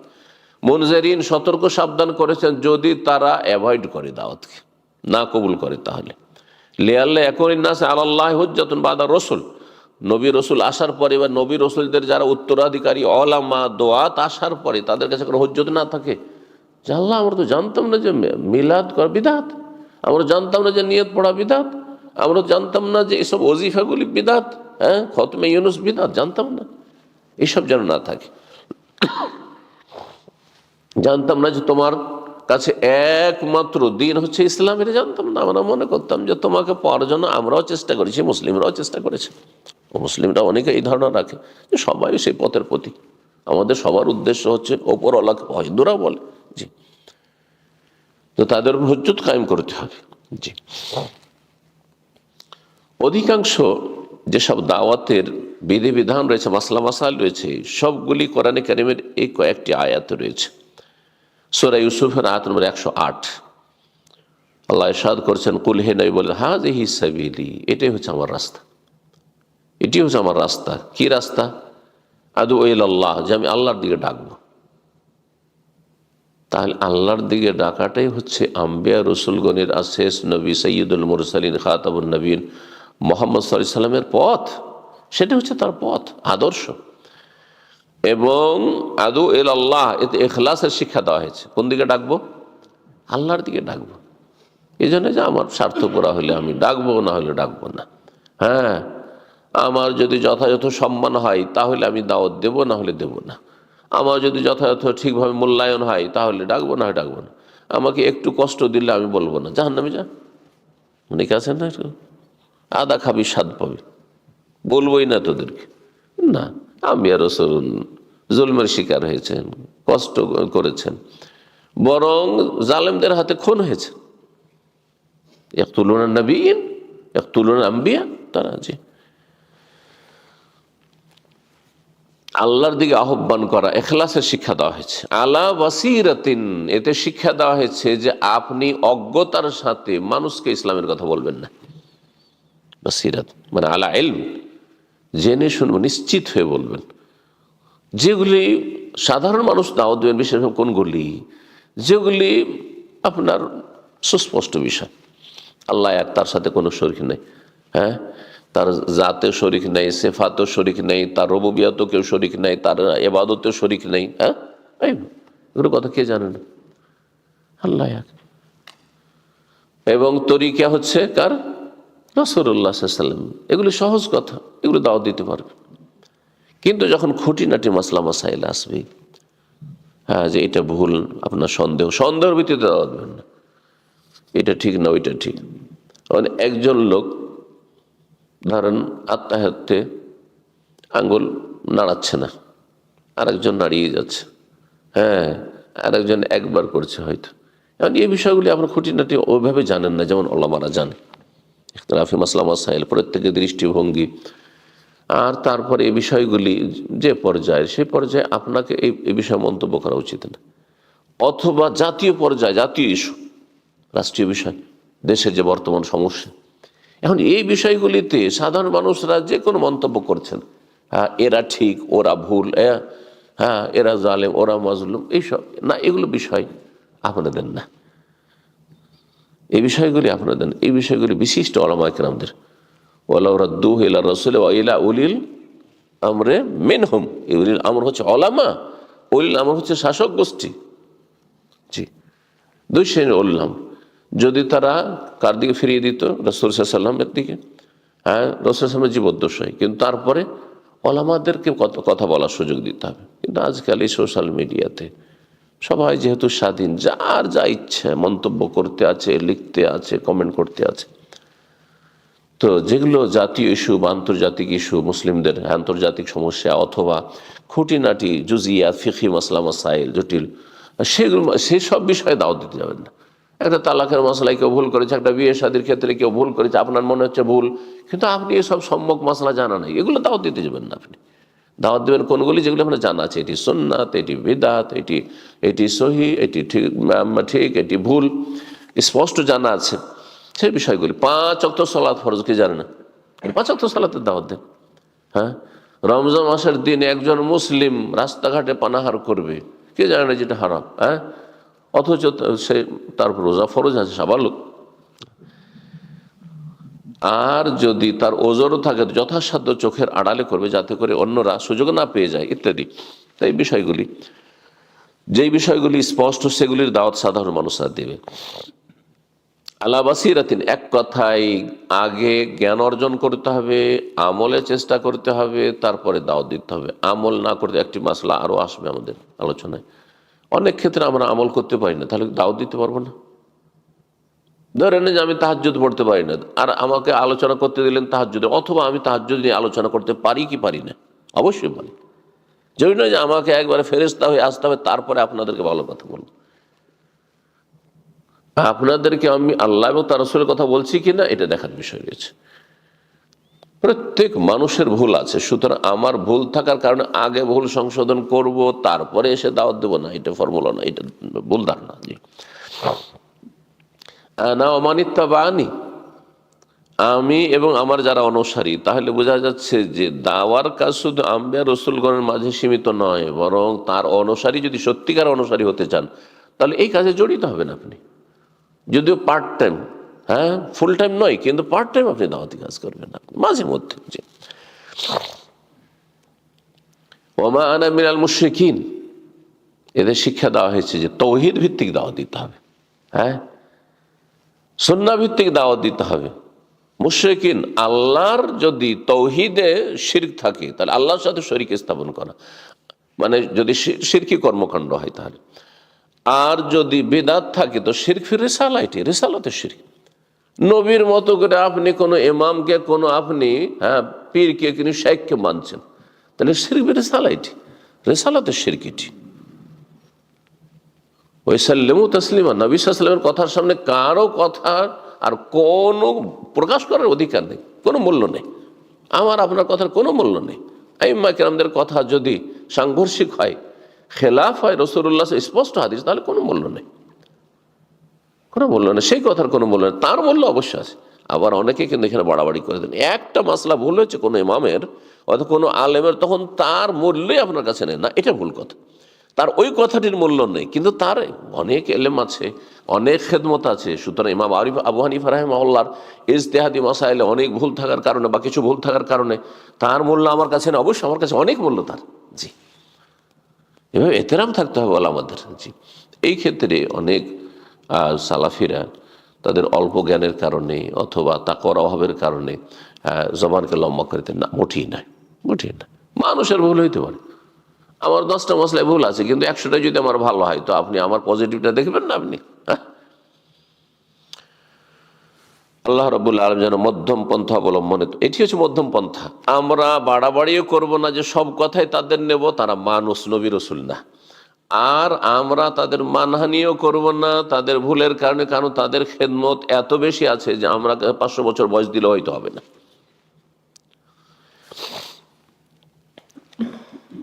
আরেকটি আয়াত সূরা নাহল আয়াত 125, আল্লাহ বলেন উদু ইলা সাবিলি রাব্বিকা বিল হিকমাতি ওয়াল মাউইজাতিল হাসানাতি ওয়াজাদিলহুম বিল্লাতি আহসান। তুমি আহ্বান করো তোমার রবের পথের দিক, রবের রাস্তায়, আল্লাহ রাস্তা সিরাতে মুস্তাকিম, যেটি জান্নাতের রাস্তা। এই রাস্তায় চললে শেষ প্রান্তে জান্নাত, কখনো জাহান্নাম যাবেন না। এই পথকে যদি আঁকড়ে ধরে থাকা, যেটিকে সূরা ফাতিহায় সিরাতে মুস্তাকিম বলে আল্লাহ এই দোয়া শিখিয়েছেন এবং ফরজ করেছেন দোয়া পড়া। 5 ওয়াক্ত সালাতের প্রত্যেক রাকাতে এই দোয়া করা, মানে এই সূরাতুল ফাতিহা পড়া, সূরাতুদ দোয়া, এটি পড়াকে আল্লাহ ফরজ করেছেন, রোকন, তাছাড়া সালাত হবে না। কত গুরুত্বপূর্ণ দোয়া তাহলে। তো সেই পথের দিকে আহ্বান করবেন। এখানে দাওয়াতের পন্থা শেখানো হয়েছে, বেল হেকমা, হেকমা কৌশল। হেকমা মানে কোনো কথা লুকিয়ে রাখা নয়। হেকমা মানে যখন যেই কথা এবং যাকে যেই কথা বললে ইসলামের ভালো হবে, খেদমত হবে, তখন সেটা বলবেন। এজন্য সব কথা সব জায়গায় বলা যায় না, সব কথা সব সময় বলা যায় না, সব কথা সবাইকে বলা যায় না। একজন অমুসলিম সদ্য ইসলাম গ্রহণ করতে এসছে বড় আগ্রহের সাথে এখানে, আর তারপরে তখন আপনাদের মধ্যে কেউ উদাহরণ দিতে হলে বুঝতে পারবেন, কেউ বলছে যে মুসলিম হলে কিন্তু খাতনা করতে হবে, যেমনই বলেছেন তখন সে লাফিয়ে উঠে, আমি এই কাজ করতে পারবো না, আমার বয়স 30-40, খাতনা অসম্ভব হবে। সাথে সাথে টান দিয়ে চলে গেল। আপনি কি করলেন? লাভ করলেন, লস করলেন? গুনাহগার আপনি। এই গুনার বোঝা আপনাকে উঠাইতে হবে, সে যে জাহান্নামে যেতে, আপনার জেহালাতের কারণে। তা এর নাম হচ্ছে হিকমত। এই জন্য বললাম সব কথা সবাইকে বলা যায় না, সব কথা সব সময় বলা যায় না। একটি লোক বেনামাজি, মুসলিম সমাজে যারা দাওয়াতের ফিল্ডে আছে, মানে দাওয়াত যাদেরকে আমরা দাওয়াত দেবো তাদের মধ্যে নামাজ পড়ে না, মুখ থেকে তার সিগারেটের গন্ধ আসছে, হ্যাঁ, অথবা মদের গন্ধ আসছে ধরেন, নামাজ পড়ে না, শিরকি আকীদার, সে আল্লাহ পরকাল কিছুই জানে না। তাকে আপনি বলবেন যে তো মদ খাওয়া হারাম, এটা বলবেন? তাকে বলবেন যে আপনি মুখে গন্ধ কেন, এই গন্ধ নিয়ে তো মসজিদে কেন, বলবেন? না, মোটেই না, মোটেই না। এটা হিকমা। যখন যে কথা বললে আপনার আমার উদ্দেশ্য কি? আল্লাহর দিনে মানুষকে নিয়ে আসা, দিনের কাছে, আল্লাহর কাছাকাছি করা এবং এই জান্নাতের রাস্তায় লাগিয়ে দেওয়া। তো জান্নাতের রাস্তায় লাগবে কোন পথ অবলম্বন করলে, এইটাকে বোঝা এবং সেটার প্রয়োগ করা, এটা হচ্ছে হিকমা। ওয়াল মাউইযাতিল হাসানা, ভালো উপদেশের সাথে, ভালো উপদেশ, তারগীব তারহিব, উৎসাহিত করেন, করলে এই পাবেন। আর তারহিব মানে ভয় ভীতিও দেখান, না করলে এই শাস্তি রয়েছে, এই গুনাহ করলে এই শাস্তি রয়েছে, এই গুনাহ যদি ছেড়ে দেন তো আল্লাহ আপনার জন্য, আর এই ফরজ কাজ করেন তো আপনার জন্য, দেখেন 5 ওয়াক্ত নামাজ পড়লে, জুম্মা পড়লে, হ্যাঁ, সব গুনাহ মাফ, হাদিস আছে না? রমজান তার সাথে এইভাবে তারগীব ও তারহিব। ওয়াজাদিলহুম বিল্লাতি হাসান। আর তৃতীয় হচ্ছে যে সবচাইতে ভালো পন্থায় মানুষের সাথে তর্ক করো। তাহলে তর্ক করা সীমিত আকারে, যখন তখন যার সাথে তর্ক লাগিয়ে দেবেন, এটা মূর্খের কাজ। ধর্ম নিয়ে তর্ক করা, এতে কোনো লাভ নাই, বরং সমাজে সম্পর্কের অবনতি, আর মানুষের সাথে সম্পর্ক খারাপ হয়ে যাওয়া, কথাবার্তা বন্ধ হয়ে যাবে, আপনার আক্রোশ হয়ে যাবে, দুশ্মনী হয়ে যাবে, সালাম বন্ধ করে দিবে, আপনাকে দেখলে দূরে টান দিবে, বরং আপনার ক্ষয়ক্ষতি করার চেষ্টা করবে, আপনার ধন সম্পদের ক্ষয়ক্ষতির চেষ্টা করতে পারে, আপনার ছেলে মেয়েদের ক্ষয়ক্ষতির চেষ্টা করতে পারে, আশেপাশে থাকে। সুতরাং দুশ্মন বানানো আমাদের উদ্দেশ্য নয়। তাহলে তর্ক করা যাবে সীমিত আকারে। এই যে মোনাজেরা, বহস, হ্যাঁ, যখন তখন ছোটোখাটো মশলা নিয়ে, রফেদের নিয়ে, তো আমি জোরে না আসতে, আর তারাবি 8 না 20 না, এগুলো মোটে উচিত না। হ্যাঁ, তবে যেগুলো এমন মশলা যেগুলোতে ঈমান এবং কুফরের মশলা, শিরক এবং বিদআতের মশলা, গুরুত্বপূর্ণ যেসব মাসাইল, আর সেটা সীমিত আকারে, আর সেটাতে যদি দেখেন যে সেটা ফলপ্রসূ হবে, বিল্লাতি হিয়া হাসান বলেননি, আহসান, সবচেয়ে ভালো পন্থায় যদি হয়। সবচেয়ে ভালো পন্থায় মানে এই তর্ক মোনাজারা বহাসের মাধ্যমে ঝগড়া বিবাদ বাড়বে না, ফিতনা ফাসাদ অশান্তি বাড়বে না, সমাজে কলহ, হ্যাঁ, আর দ্বন্দ্ব বাড়বে না, হ্যাঁ, মারামারি শুরু হবে না। আর বর্তমান যুগে মোনাজারা হয় না, মোনাজারার সংজ্ঞা আলাদা। মোনাজারা হচ্ছে উভয় পক্ষের উদ্দেশ্য হচ্ছে আল ওসুল ইলাল হক, হক পর্যন্ত পৌঁছিব। আর মুজাদালা হচ্ছে, মোকাবারা হচ্ছে নিজে অহংকার প্রদর্শন করা, আমারটা তোমাকে মানিয়ে নেব। আজকাল যারা বহাস বলছে, মোনাজারাই বলুক, যাই বলুক না কেন, সবগুলি হচ্ছে মুজাদালা আর মোকাবারা, অর্থাৎ ঝগড়া বিবাদ সৃষ্টি করা আর লাঠির জোরে। আমাদের এক ওস্তাদ ছিলেন, তিনি মোনাজারা সম্পর্কে ভালো অভিজ্ঞ ছিলেন, তার কাছ থেকে কিছু মোনাজারা তর্ক বিদ্যা কিছু আমি শিখেছিলাম ছাত্র জীবনে। তো উনি বলতেন যে আজকাল বিদাতীদের মোনাজারা বহাসে 1 নম্বর, 2 নম্বর, 3 নম্বর, 4 নম্বর দলিল কোনো কাজে নেই, 5 নম্বর দলিল ইউজ করে তারা। 5 নম্বর দলিল কি? লাঠি। কোরআনও নেই, কোরআনের দলিল নেই, হাদিসের দলিল নেই, 2 নম্বর হাদিস কিতাবুল্লাহ সুন্নাত রাসূলুল্লাহ ইজমা তাও নেই। আর কেয়াস মানে কেয়াস যুক্তিসঙ্গত কেয়াস, কেয়াস মানে অযৌক্তিক কেয়াস নয়, সেটাও নেই। হ্যাঁ, আছে কি? 5 নম্বর লাঠির জোর, জোর যার মুলুক তার। আগে থেকে 200-400 লোককে রেডি রেখেছে। হ্যাঁ, বিদাতি মোল্লাই দিয়েছে, পেছন থেকে লাঠি সোটা নিয়ে রেডি রেখেছে। হ্যাঁ, অথবা মিডিয়াকে তাদের তো প্রস্তুত রেখেছে, যেমন মজার শেষ তারা পালিয়ে গেছে, হচ্ছে না, দিয়ে দিল শেষ মৃত্যু, পালিয়ে গেছে। অথচ হ্যাঁ আপনি আছেন সেখানে, হ্যাঁ মানুষকে বিভ্রান্ত করা হচ্ছে। তো এইতে কোনো লাভ নেই। বেশি ভালো পন্থা যদি থাকে, যে সত্যি একটা লোক সে হয়তো ভুল বুঝেছে আর তার সত্যটা বোঝার জন্য তার চেষ্টা আছে এবং তার মন মানসিকতা আছে, তাহলে তখন সীমিত আকারে মোজাদালা বা তর্ক করা যেতে পারে। তার নাম জেদাল দেন, মোজাদালা দেন, কিন্তু কথা হচ্ছে সেটাতে যেন মানুষের সাথে সম্পর্ক ঠিক থাকে আর উদ্দেশ্য ভালো থাকে উভয় পক্ষের। কোন কোন ওলামারা এই আয়াতের তাৎপর্য বা এতে বলতে গিয়ে, তাফসীর করতে গিয়ে বলেছেন যে মানব সমাজে 3 শ্রেণীর মানুষ আছে। এই জন্য 3টি পন্থার কথা আল্লাহ বলেছেন, বিল হিকমাতে ওয়াল মাউইজাতিল হাসানাতে ওয়াজাদিলহুম বিল্লাতি হাসান। 3 শ্রেণীর মানুষ আছে। এক শ্রেণীর মানুষ আছে যারা ক্ষমতাধর, প্রভাবশালী, চেয়ারম্যান, এমপি, প্রশাসন, থানা পুলিশ তাদের হাতে, হ্যাঁ ডিসি, হ্যাঁ এইরকম লোক যারা, অথবা রাষ্ট্রীয় ক্ষমতায় যারা বিভিন্ন পদে আছে, মন্ত্রী, মিনিস্টার ইত্যাদি, প্রভাবশালী সমাজপতি, হ্যাঁ মন্ডল মাতবর, এরা আছে। এরা নিজের মান সম্পন্নটা আগে, তারপরে অন্য কিছু। সুতরাং তাদের সাথে কথা বললে বড় হিকমতের সাথে, কিভাবে কথা বলতে হবে, কি কখন বলতে হবে কোন কথা, আর কিভাবে বললে তাকে আকৃষ্ট করা যাবে, হেকমা। এই ক্ষেত্রে হেকমা শব্দটি আল্লাহ বলেছেন।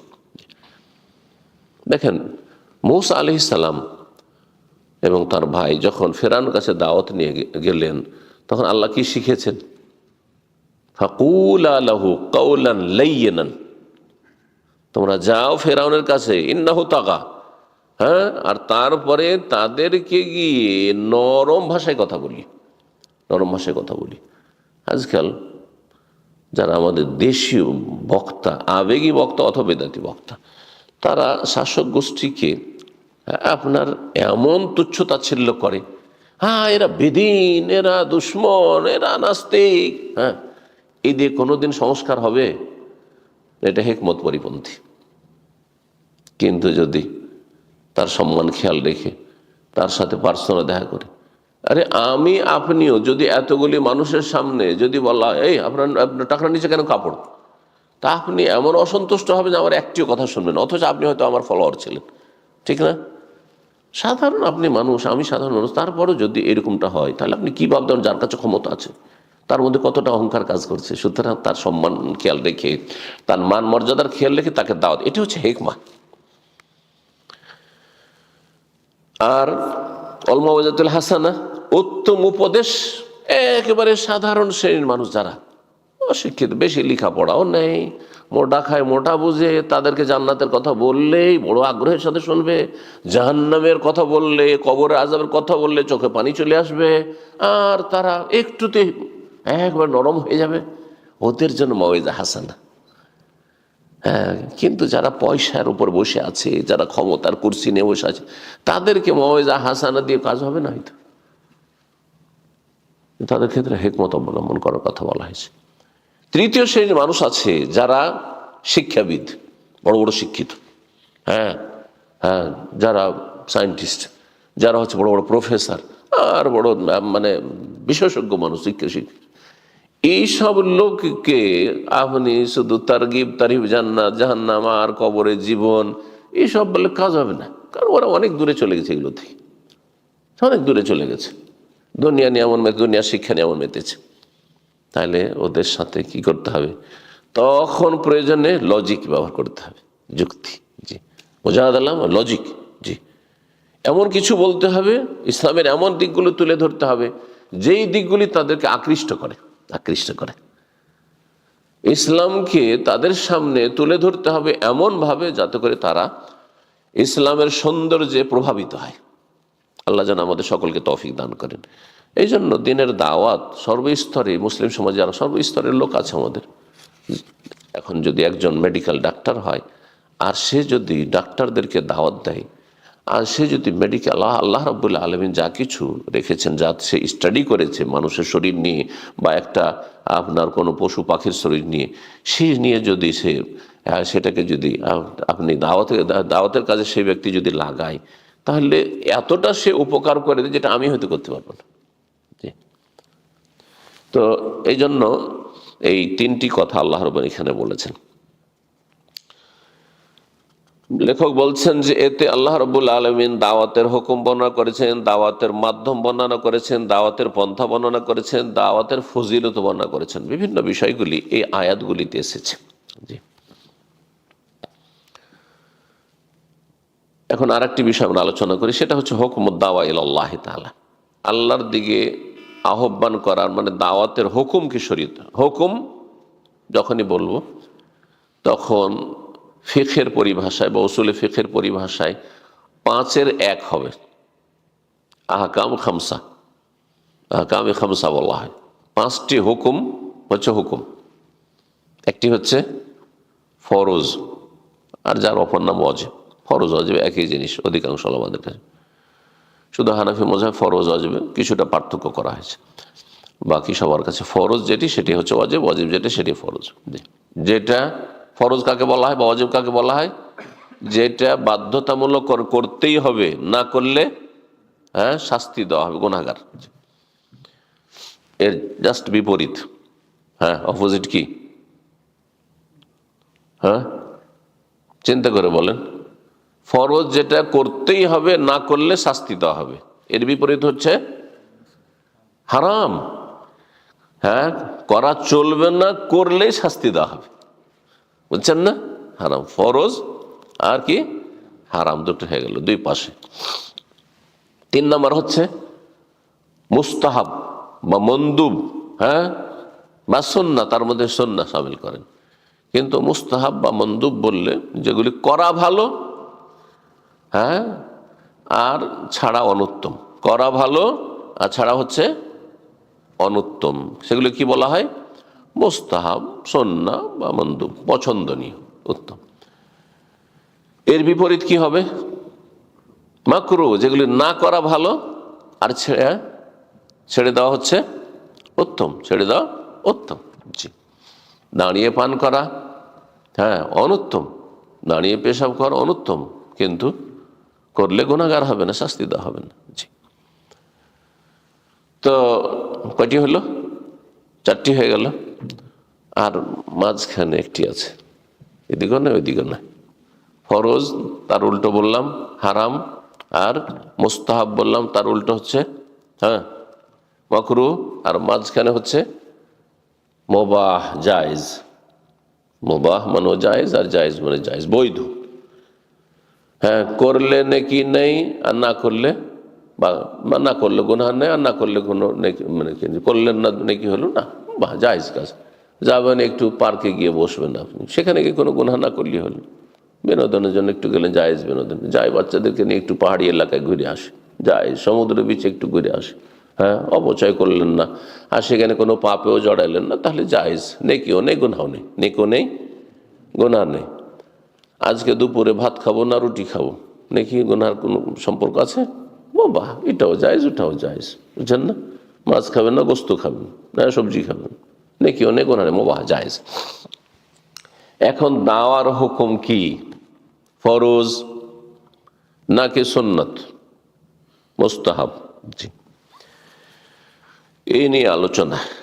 কোরআন সুন্নাহ নিয়ে আমরা গভীরভাবে যদি চিন্তা করে দেখি, তাহলে আমরা অনেক দলিল কোরআন এবং হাদিসে পাবো, যাতে দাওয়া ইল্লাল্লাহর জন্য উৎসাহিত করা হয়েছে। আল আমর বিল মারুফ ওয়ান নাহি আনিল মুনকার, ভালো কাজের উপদেশ দিতে বলা হয়েছে, অন্যায় কাজে বাধা দিতে বলা হয়েছে এবং তার ফজিলত বর্ণনা করা হয়েছে। আর যারা এই কাজগুলি করবে তাদের জন্য মহা পুরস্কার রয়েছে, দুনিয়া এবং আখেরে তাদের জন্য অনেক পুরস্কার রয়েছে আল্লাহর পক্ষ থেকে। এবং তার সাথে সাথে এমন বেশ কিছু দলিল রয়েছে, যারা দাওয়াতি কাজ মোটেই করে না, বোবা, নিজে চোখ বন্ধ করে মসজিদে যা নামাজ পড়ে চলে আসে, পাশে ডানে বামে কেউ নামাজ পড়ে না, অনেক ফরজ ওয়াজিব ত্যাগ করছে, অনেক অন্যায় কাজ হচ্ছে, নিজের ঘরে বেদিন বেহায়া বেপর্দা চলছে, কোনো একটি ভালো উপদেশ দিচ্ছে না। এর জন্য সতর্ক সাবধান করা হয়েছে। ভালো কাজের উপদেশ দিচ্ছেন না, অন্যায় কাজে বাধা দিচ্ছেন, অথচ সেখানে প্রয়োজন রয়েছে, তাহলে এতে ক্ষতিগ্রস্ত হবেন এবং আল্লাহর গজব নেমে আসবে। আর এই ক্ষেত্রে বিভিন্ন দলিলগুলি রয়েছে, কোরআন সুন্নাহয় দলিল রয়েছে। একটি আয়াত আল্লাহ কি বলছেন, যে যেই জাতি ইসলাহর কাজ করতে থাকে তাদেরকে আল্লাহ আযাব দেবেন না। আয়াত, হ্যাঁ, ওমা কুন্না মুহলিকিল করা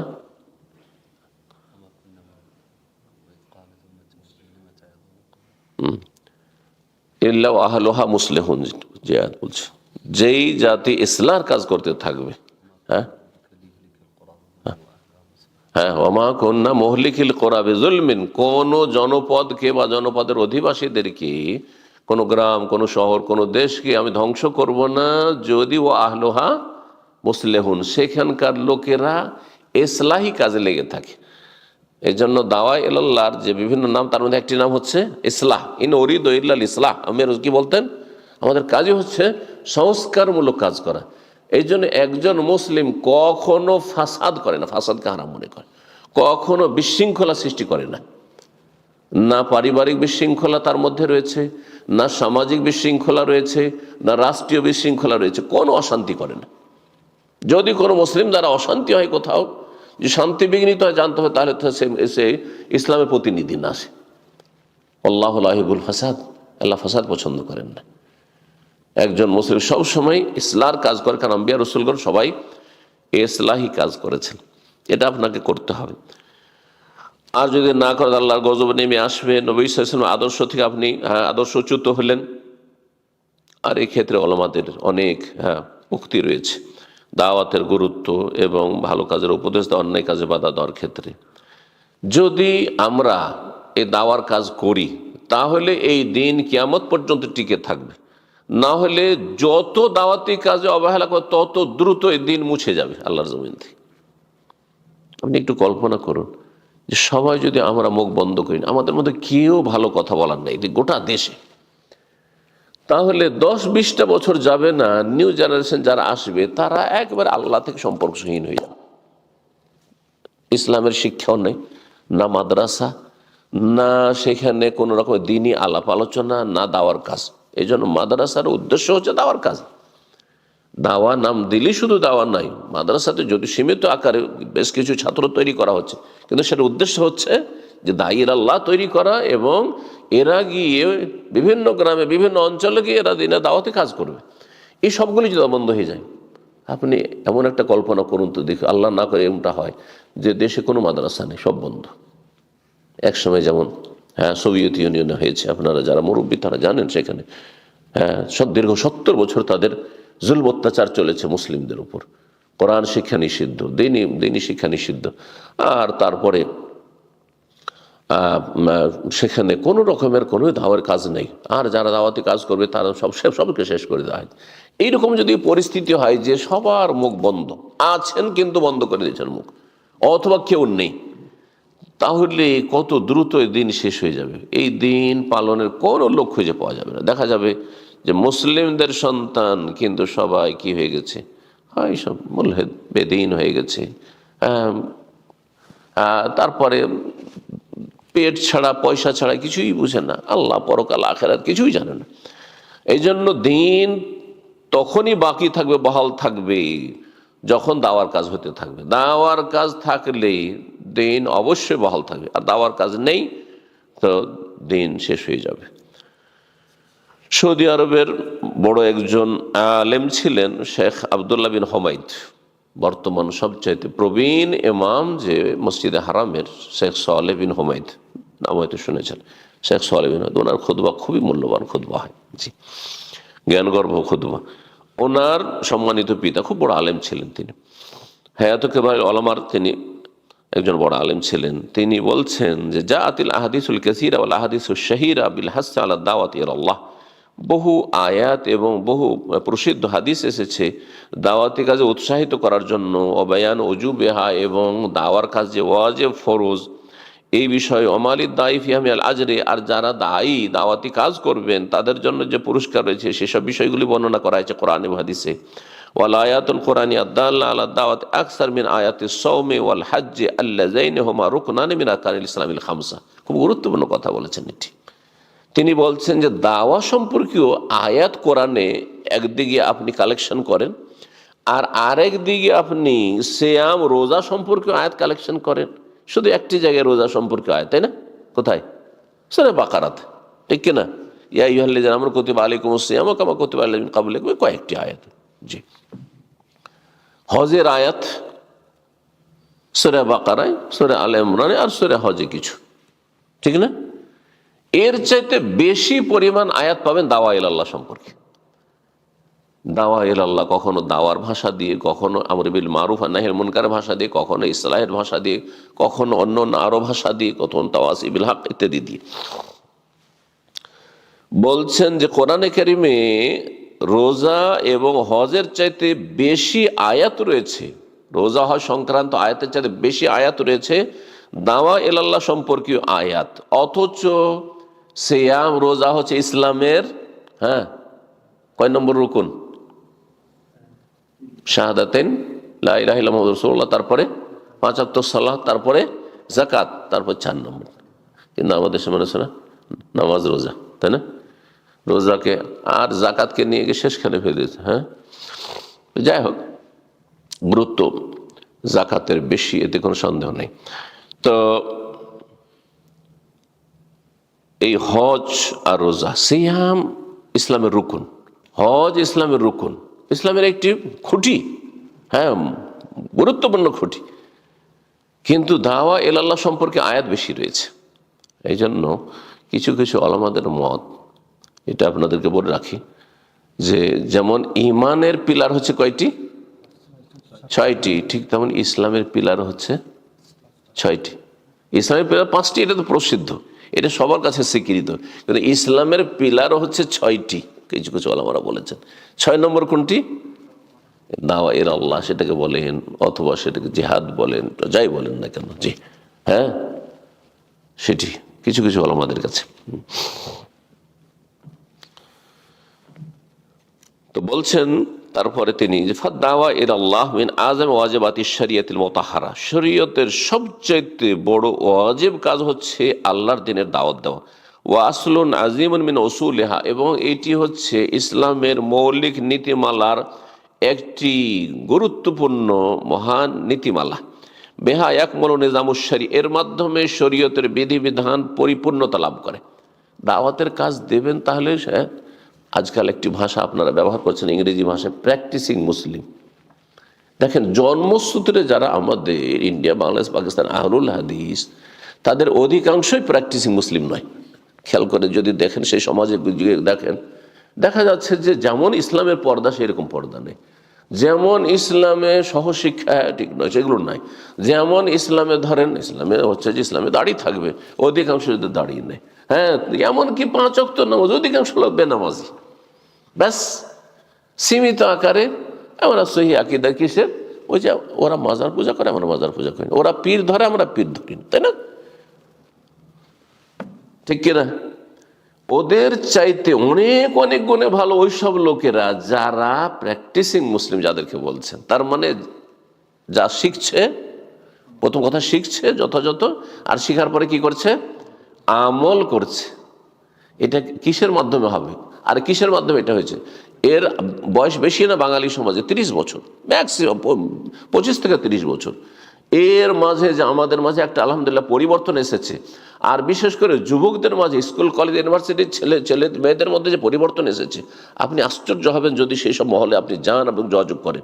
কারণ আমাদের সাথে যেহেতু এইরকম যোগাযোগ হয়, সেটা বুঝতে পারি এসব ছেলেরা মাত্র 18 বছর, 20 বছর, 15 বছর, বাপ নামাজ পড়েন না, দাদা পর্যন্তই। এই গত সপ্তাহে একজন জুম্মার প্রোগ্রাম বলছেন আমার, হ্যাঁ দাদা এরকম বেনামাজি, আমার বাপ বেনামাজি, সে ছেলে 18 বছর 20 বছরের ছেলে, একবার প্র্যাকটিসিং মুসলিম। কিসের বরকত? দাওয়ার বরকত। এটি দাওয়ার বরকত। পূর্ণতা লাভ করবে শরীয়তের নিজাম, জি, এই দাওয়ার মাধ্যমে। ওয়ারতাফে শানুহা, এবং এই দাওয়াত শক্তিশালী হবে। যত আপনি দাওয়াতের কাজ করবেন তত বেশি শক্তিশালী হবে।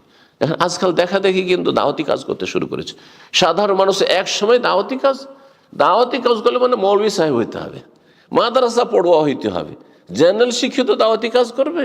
না না, এগুলো কিছুই ছিল না, এসব কল্পনা তো ছিল না মানুষের। জি, আমরা ছাত্র জীবনে এইসব দেখিনি কোনোদিন। এই 25-30 বছরের মধ্যে দেখেন আজকাল ইয়াং ছেলেরা যা শিখছে দাওয়াতি কাজ করে বেড়াচ্ছে আপন আপন ক্ষেত্রে। আল্লাহ রাব্বুল আলামিন এটাকে যেন আরো বৃদ্ধি করেন। জি, তারপরে এই দাওয়ার কাজের অপর নাম যে আল আমরু বিল মারুফ ওয়া নাহিল মুনকার, ভালো কাজের উপদেশ দেওয়া, অন্যায় কাজে বাধা দেওয়া। এর মাধ্যমে মুমিন আর মুনাফিকের মাঝে পার্থক্য সুস্পষ্ট হয়। মুমিন যারা হবে, ঈমানদার হবে, তারা দ্বীনের দাওয়াতে কাজ করবে। আর যারা দ্বীনের দাওয়াতে কাজে অবহেলা করবে, মোটেই মুখ খুলছে না, নিজে হয়তো সীমিত আকারে ভালো কাজ করে, ফরজ ওয়াজিব ঠিক আদায় করে, হারাম নাজায়েজ থেকে বেঁচে থাকে, ব্যক্তি জীবনে সে তার ফরজগুলি আদায় করছে, কিন্তু বোবা, মুখ বন্ধ। যদি এমন হয় তাহলে নেফাকের পরিচয়টি, মুনাফিকের পরিচয়টি। সূরা আল্লাহ রাব্বুল আলামিন ইরশাদ করেছেন, আল মুনাফিকুন ওয়াল মুনাফিকাতু বাযুহুম মিন বায ইয়ামুরুনা বিল মুনকার ওয়া ইয়ানহাউনা আনিল মারুফ, সূরা তাওবা। মুনাফিক পুরুষ এবং মুনাফিক নারীরা এরা একে অপরের অন্তর্ভুক্ত, মানে মুনাফিকের দলে শামিল, পুরুষ হোক আর নারী হোক, ওরা এক দলের লোক।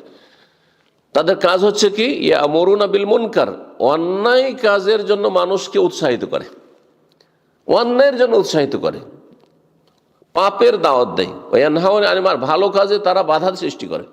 দেখেন, হিজাব পড়তে বাধা সৃষ্টি করা, বাংলাদেশের মতো হ্যাঁ দেশে, মুসলিম দেশে, যেখানে মুসলিম 90% যেখানে মুসলিম, সেখানে বা তারও বেশি, সেখানে যদি এমন স্কুল থাকে যেখানে হিজাব ব্যবহার করতে বাধা, দিন চর্চা করতে বাধা, এটা হচ্ছে মুনাফিকের চরিত্র। এটা মুনাফিকের চরিত্র আল্লাহ কোরআনে কারীমে বর্ণনা করেছেন। পক্ষান্তরে বলছেন ওয়াল মুমিনুনা ওয়াল মুমিনাতু বাযুহুম আউলিয়াউ বায, মুমিন পুরুষ এবং মুমিন নারীরা হচ্ছে একে অপরের বন্ধু, জি, আপনজন। ইয়ামুরুনা বিল মারুফ, তার ভালো কাজের উপদেশ দিয়ে থাকে, ওয়া ইয়ানহাউনা আনিল মুনকার, আর অন্যায় কাজে বাধা দিয়ে থাকে। তো ভালো কাজের উপদেশ যদি দেন, দাওয়া ইলাল্লাহর কাজ করেন, মন্দ কাজে বাধা দেন, তাহলে আপনার মধ্যে ঈমানের পরিচয় আছে, ঈমানের দলিল রয়েছে। আর যদি মুখ বন্ধ করে নেন, অন্যায়ের প্রচার প্রসার চলছে, বাতিলের দাওয়াত চলছে, কিন্তু আপনারা হক কথা পালন করছেন, বর্ণনা করছেন না, তাহলে নিফাকের পরিচয়। মুমিন আর মুনাফিকের মাঝে পার্থক্যকারী বিষয় হচ্ছে দাওয়া ইলাল্লাহ।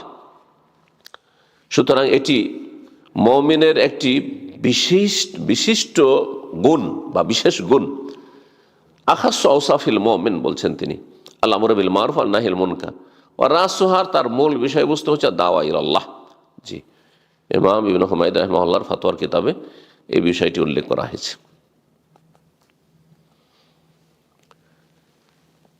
দাওয়া ইলাল্লাহর হুকুম নিয়ে আলোচনা করছিলাম, কথা লম্বা হয়ে যাচ্ছে, এখন সংক্ষেপে বলি। আল্লাহর দ্বীনের দাওয়াত দেওয়া বা দাওয়াতি কাজ করার হুকুম কি? বলছেন লেখক যে হুকমুদ দাওয়াতি ইলাল্লাহ ওয়াল আমরু বিল মারুফ ওয়ান নাহিল মুনকার ফাইন্না লা নাজিদু আকওয়ালান মুখতালিফাতান ওয়া আরাআন মুতাআদ্দিদা ফি হাযাল মাওযু বাল ইয়াকাদু ইয়াকুনুল ইজমা মুনআকিদান আলা আন্না দাওয়াত ইলাল্লাহ ওয়াল আমর বিল মারুফ ওয়া নাহয়িল মুনকার ফারযুন ওয়া ওয়াজিবুন আলা কুল্লি মান ইসতাতা ইলা যালিকা সাবিলা। যার যতটা ক্ষমতা আছে আপন জায়গা থেকে, আপনাদের ক্ষমতা আমার সমান নয় হয়তো এলমের ক্ষেত্রে, কিন্তু কেউ কেউ আছেন যে তার সামাজিক প্রভাব আমার চেয়ে বেশি আছে। হ্যাঁ, সামাজিক তার শক্তি প্রভাব বা সেখানে তার কথা লোকেরা মানে, দুনিয়ার সব কথা মানাচ্ছেন আপনি, আপনার গোটা বংশ আপনার কাছে মাথা ঝুঁকিয়ে দিচ্ছে যে কোনো পারিবারিক সামাজিক বিষয়, তাহলে সেখানে আপনি দিনের কাজ করলে আমার চাইতে বেশি, আমার কথা হয়তো উপদেশমূলক ওয়াজমূলক হবে হয়তো, হ্যাঁ, কিন্তু আপনার কথা ভয়ে মানবে, ভয়ে শুনবে, তাহলে আপনার তখন দাওয়াতের গুরুত্ব আমার চাইতে বেশি বেড়ে যায়। এই জন্য বলছেন লেখক যে দাওয়া ইলাল্লাহর কাজ এবং ভালো কাজের উপদেশ দেওয়া, অন্যায় কাজে বাধা দেওয়ার ক্ষেত্রে ওই সমস্ত ওলামারা কাছাকাছি একমত যে এটি ফরজ ওয়াজিব কাজ, ফরজ ওয়াজিব কাজ। আলা কুল্লি মান ইসতাতা ইলা যালিকা সাবিলা, যতটা সম্ভব যার জন্য যতটা সম্ভব, আপনি যেই ভাষা জানেন সেই ভাষায়, আপনি যতগুলি মানুষের কাছে পৌঁছিতে পারছেন ততদূর পর্যন্ত, আমি যতদূর পর্যন্ত পৌঁছাইতে পারছি ততদূর পর্যন্ত, তো দাওয়ার কাজ হচ্ছে ফরজ। ওয়াকাদ নাকাল আল ইজমা আলা যালিকা গায়রু ওয়াহিদ মিন আহলিল ইলমি, অনেক ওলামায়ে কেরামগণ দাওয়ার কাজ যে ফরজ এর ওপর ইজমা ঐক্যমত বর্ণনা করেছেন। তার মানে কোনো ইখতিলাফি মাসলা নাই যে দাওয়ার কাজ ফরজ নয় আমার জন্য সুন্নাত। ফরজ হলে তাহলে ছাড়লে কি হবে, তাহলে গুনাহ হবে না? তাহলে গুনাহ হবে। সুন্নত মনে করলে বলতেন যে সুন্নাত করলে নেকি পেতাম, করলাম না তো নেকি পেলাম না হয়তো, তাই না? মুস্তাহাব না, মুস্তাহাব নয়। অনেক উলামায়ে কেরামগণ ইজমা বর্ণনা করেছেন, যেমন বলছে কান্নাওয়াবি, ইমাম নওয়াবী রাহিমাহুল্লাহ, ইমাম ইবনে আব্দুল বার এবং ইমাম কুরতুবী। ইমাম ইবনে আব্দুল বার, ইমাম কুরতুবী এরা স্পেন আন্দোলুসের মানুষ ছিলেন, ওলামা ছিলেন। তো ইমাম নওয়াবী রাহিমাহুল্লাহ শারহ মুসলিমে তিনি বর্ণনা করেছেন ৭৫ নম্বর হাদিসের ভাষ্যে এই কথাই বর্ণনা করেছেন যে দাওয়ার কাজ হচ্ছে ফরজ, এর ওপর ইজমা তিনি নকল করেছেন, ঐক্যমত নকল করেছেন। দাওয়ার কাজ যখন ফরজ, তো ফরজ দুই ভাগে বিভক্ত, একটা হচ্ছে ফরজে আইন, আরেকটি হচ্ছে ফরজে কিফায়া।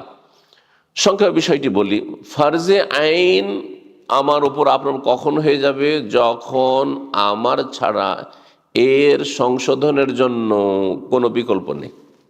এমন জায়গায় আপনি আছেন, আমি না, ধরেন আপনারাই আছেন, এমন জায়গা আছেন যেখানে শুধু আপনি সেই অন্যায়টাকে দেখছেন যে অন্যায় কাজ হচ্ছে, অথবা সেখানে একটা ফরজ ওয়াজিব কাজ ছুটে যাচ্ছে, আপনারা ছাড়া কেউ জানছেন, আপনার সামনে চোখের সামনে এটা হচ্ছে, তখন আপনার উপর এই দাওয়াত দেওয়া কি ফরজে আইন, ফরজে আইন। তখন ফরজে কিফায়া কখন, যেমন এখন আমরা অনেকে আছি, এখানে একজন লোককে দেখছি বাম হাতে পান করছে, বাম হাতে পান করছে, বাম হাতে পান করা মাকরু নয়, কিন্তু নিষেধ, জায়েজ নয়, কারণ নবী সাল্লাল্লাহু আলাইহি ওয়াসাল্লাম ফাইন্নাশ শায়তানা ইয়াকুলু বিশিমালি ওয়া ইয়াশরাবু বিশিমালি, বাম হাতে পান আহার করে। এটিও দাঁড়িয়ে পেশাবের মতো অথবা দাঁড়িয়ে পান করার মতো নয়, কিন্তু এই অনেকেই কিন্তু এই মশলাগুলোকে একরকম করে দেয়। তো যাই হোক, এখন আমাদের মধ্যে একজন বলা যথেষ্ট, জরুরি নয় যে সবাই মিলে এক বাক্যে বলতে হবে, হ্যাঁ হ্যাঁ আপনি কী করছেন, হ্যাঁ, বা আমাকে বলতে হবে, জরুরি নয়। তবে যদি এমন মাসলা হয় যে মাসলা এলমের প্রয়োজন রয়েছে, মানে স্পষ্ট মাসলা নয়, হ্যাঁ, সেই ক্ষেত্রে কাব্যের উপর আমল করো। হাদিসে রয়েছে বড়কে সুযোগ দাও, বড়কে বলার জন্য সুযোগ দাও। যদি তিনি ছেড়ে দেন, ধরেন আমি নিজেকে নিয়ে ব্যস্ত, হ্যাঁ, নিজের মোবাইল নিয়ে ব্যস্ত, অথবা আমার আলোচনা নিয়ে ব্যস্ত, আর আপনি দেখছেন যে এই সাইডে বা বেশ কয়েকজন দেখছেন, তাহলে তখন আমার আশায় বসে থাকবেন না যে ওনাকে বলতে হবে, উনি বলছেন না, যে না, তখন ফরজে কিফায়া একজন বা দুইজন এই কাজটি করে দিলে সবার পক্ষ থেকে আদায় হয়ে গেল ফরজে কিফায়া।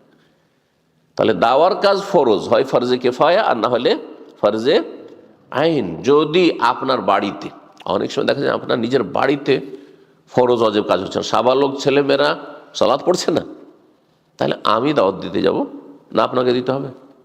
আপনারও ফরজে আইন, আপনারও তখন ফরজে আইন। কিন্তু আপনার গ্রামে বেশ কিছু বেনামাজি রয়েছে, বেশ কিছু লোক শিরক বিদআতে জড়িয়ে রয়েছে, আর সেখানে বেশ কিছু ওলামাও রয়েছেন, আর সাধারণ মানুষরা রয়েছেন, পরহেজগার লোকেরা রয়েছেন।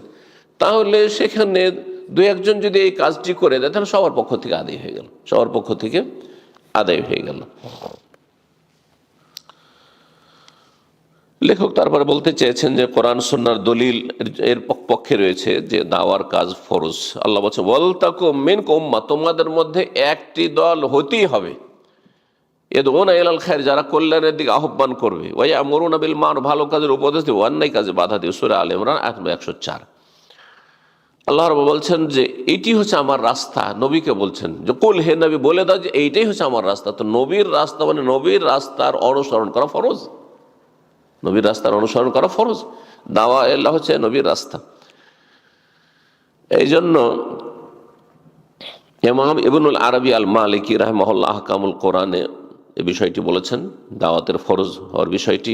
আর ইমাম ইবনে তাইমিয়া রাহিমাহুল্লাহ, ইবনুল কাইয়িম, ইমাম শাওকানি, তারা দাওয়াতের কাজে ফরজ এর জন্য দলিল হিসাবে এই আয়াতটি পেশ করেছেন, কুল হাযিহি সাবিলি আদউ ইলাল্লাহি আলা বাসীরাতিন আনা ওয়া মান ইত্তাবা'আনি ওয়া সুবহানাল্লাহি ওয়া মা আনা মিনাল মুশরিকিন।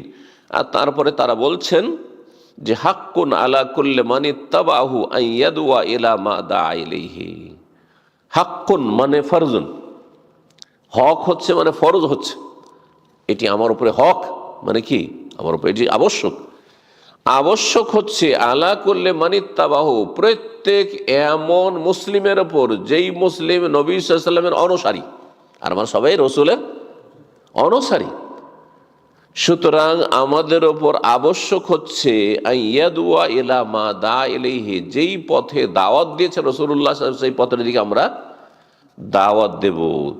ইমাম ইবনুল কাইয়িমের তাফসীরে রয়েছে, ফাতুল কাদির, ইমাম শাওকানি তাফসীর রয়েছে 3য় খণ্ড 71 পৃষ্ঠা, এবং মাজমুআ ফাতাওয়া ইবনে তাইমিয়ার 15তম খণ্ড 164 পৃষ্ঠায় এই কথাটি। তাহলে এই সমস্ত বিশিষ্ট উলামায়ে কেরামগণ দাওয়াতের গুরুত্ব সম্পর্কে বলছেন বা হুকুম সম্পর্কে বলছেন যে দাওয়া ইলাল্লাহ হচ্ছে ফরজ ওয়াজিব কাজ। রাসূলুল্লাহ সাল্লাল্লাহু আলাইহি ওয়াসাল্লামের যদি সত্যিকার অনুসারী হন তাহলে দাওয়ার কাজের এই ফরিজা আদায় করবেন। আল্লাহ রাব্বুল আলামিন যেন তৌফিক দান করেন। আরেকটি কথা এখানে গুরুত্বপূর্ণ কথা উল্লেখ করেছেন, তা হচ্ছে যে 5 ওয়াক্ত সালাতের গুরুত্ব, যাকাতের গুরুত্ব এবং আল্লাহ রসুলের আনুগত্যের গুরুত্ব। কত গুরুত্ব, তাই না? ইয়া আইয়ুহাল্লাযীনা আমানু আতিউল্লাহ ওয়া আতিউর রাসূল, ঠিক না? আল্লাহ রসুল আনুগত্য করো। 5 ওয়াক্ত সালাত ঈমান এবং কুফরের মাঝে পার্থক্যকারী। যাকাত কত গুরুত্বপূর্ণ ইসলামের পিলার, এগুলো হচ্ছে আরকানে ইসলাম। তারপর আল্লাহ রাব্বুল আলামিন তার আগে, নামাজের আগে আর তারপর যাকাতের আগে বর্ণনা করছেন দাওয়া ইলাল্লাহর কথা। সূরা তাওবা আয়াত 71 বলছেন ওয়াল মুমিনুনা ওয়াল মুমিনাতু বাযুহুম আউলিয়া বায, একটু আগে বললাম মুমিনরা, মুমিন পুরুষ মুমিন নারী একে অপরের বন্ধু, আপনজন। ইয়ামুরুনা বিল মারুফ, ভালো কাজের উপদেশ দেবে, ওয়া ইয়ানহাউনা আনিল মুনকার, অন্যায় কাজে বাধা দেবে, মানে দাওয়া ইলাল্লাহর কাজ করবে। আগে দাওয়া ইলাল্লাহর কথা, দাওয়াতি কাজের কথা বর্ণনা করছেন। তারপরে বলছেন আল্লাহ যে ওয়া ইউকিমুনাস সালাত, সালাত কায়েম করবে, ওয়া ইউতুনাজ যাকাত, যাকাত দেবে, ওয়া ইউতিউনা আল্লাহ ওয়া রাসূল, এবং আল্লাহ রাসূলের আনুগত্য করবে। উলাইকা সায়ারহামুহুল্লাহ, ওদের ওপরে আল্লাহ রহমত বর্ষণ করবেন। আল্লাহর রহমত পেতে হলে তাহলে দাওয়ার কাজ দেখেন 1 নম্বরে দাওয়ার কাজ। কারণ দাওয়াত নেই তার মানে নামাজ কোত্থেকে শিখবে মানুষ, নামাজ আসবে কোত্থেকে, নামাজের সংখ্যা কোত্থেকে হবে? দাওয়া নেই তাহলে যাকাত দেবে কি করে? যাকাত জানেই না তো। সুতরাং দাওয়াতি কাজ আগে। এই আয়াতে দাওয়ার কথা আগে বর্ণনা করে আল্লাহ রাব্বুল আলামিন দাওয়ার গুরুত্ব দেখিয়েছেন। সূরা আলে ইমরান আয়াত 110-এ প্রথমে এই আয়াতটি বলেছিলাম যে এই জাতি যে শ্রেষ্ঠ, এই জাতির 3টি বৈশিষ্ট্য রয়েছে। তা'মুরুনা বিল মারুফ, ভালো কাজের উপদেশ দাও, অন্যায় কাজে বাধা দেওয়া, ও তু'মিনুনা বিল্লাহ, ঈমান বিল্লাহ, ঈমান যদি না থাকে তাহলে কাফের, স্থায়ী জাহান্নামী, তাই না? তাকে আল্লাহ 3 নম্বরে বর্ণনা করছেন। 1 নম্বর 2 নম্বরে আমরে বিল মারুফ, ভালো কাজের উপদেশ দেওয়া, অন্যায় কাজে বাধা দেওয়া। এটা দিয়ে গুরুত্ব দেখানো হয়েছে যে দাওয়ার কাজ কত গুরুত্বপূর্ণ। তাই বলছেন কাইফা কাদ্দামাল্লাহুল আমরা বিল মারুফ ওয়ান নাহয়িল মুনকার আল ঈমান বিল্লাহ ওয়াস সালাত ওয়াজ যাকাত, সালাত যাকাতের আগে এবং ঈমান বিল্লাহর আগে, আল্লাহর প্রতি ঈমানের আগে ভালো কাজের উপদেশ দেওয়া, অন্যায় কাজে বাধা দেওয়াকে আল্লাহ কিভাবে আগে বর্ণনা করেছেন চিন্তা করুন। কেন?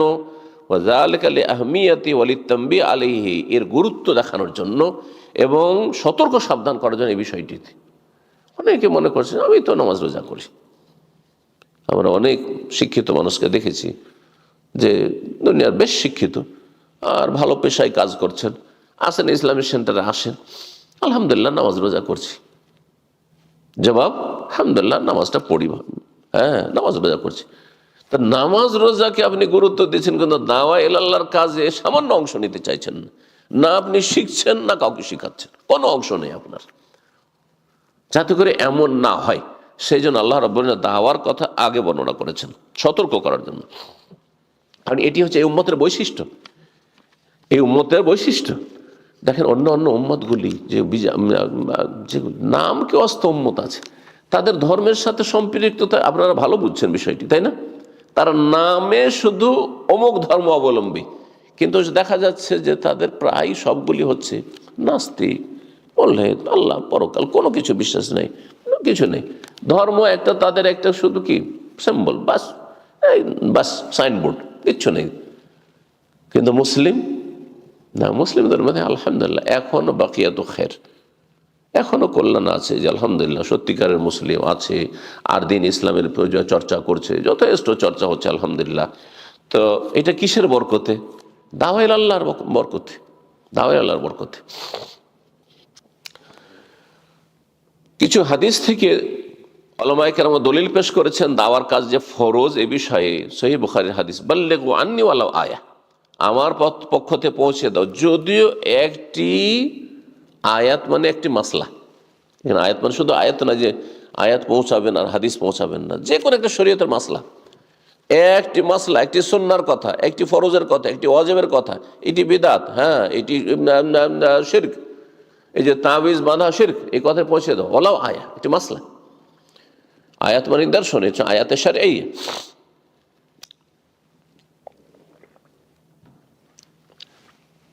তারপর সহিহ বুখারীর হাদিস, নবী সাল্লাল্লাহু আলাইহি ওয়াসাল্লাম বিদায় হজে যে ভাষণ দিয়েছেন তাতে বলেছিলেন লিয়ুবাল্লিগু শাহিদুল গায়বা, যারা এখানে উপস্থিত রয়েছেন তারা যারা অনুপস্থিত তাদেরকে কথাগুলি যেন পৌঁছিয়ে দেয়, তবলিগ করে দেয়।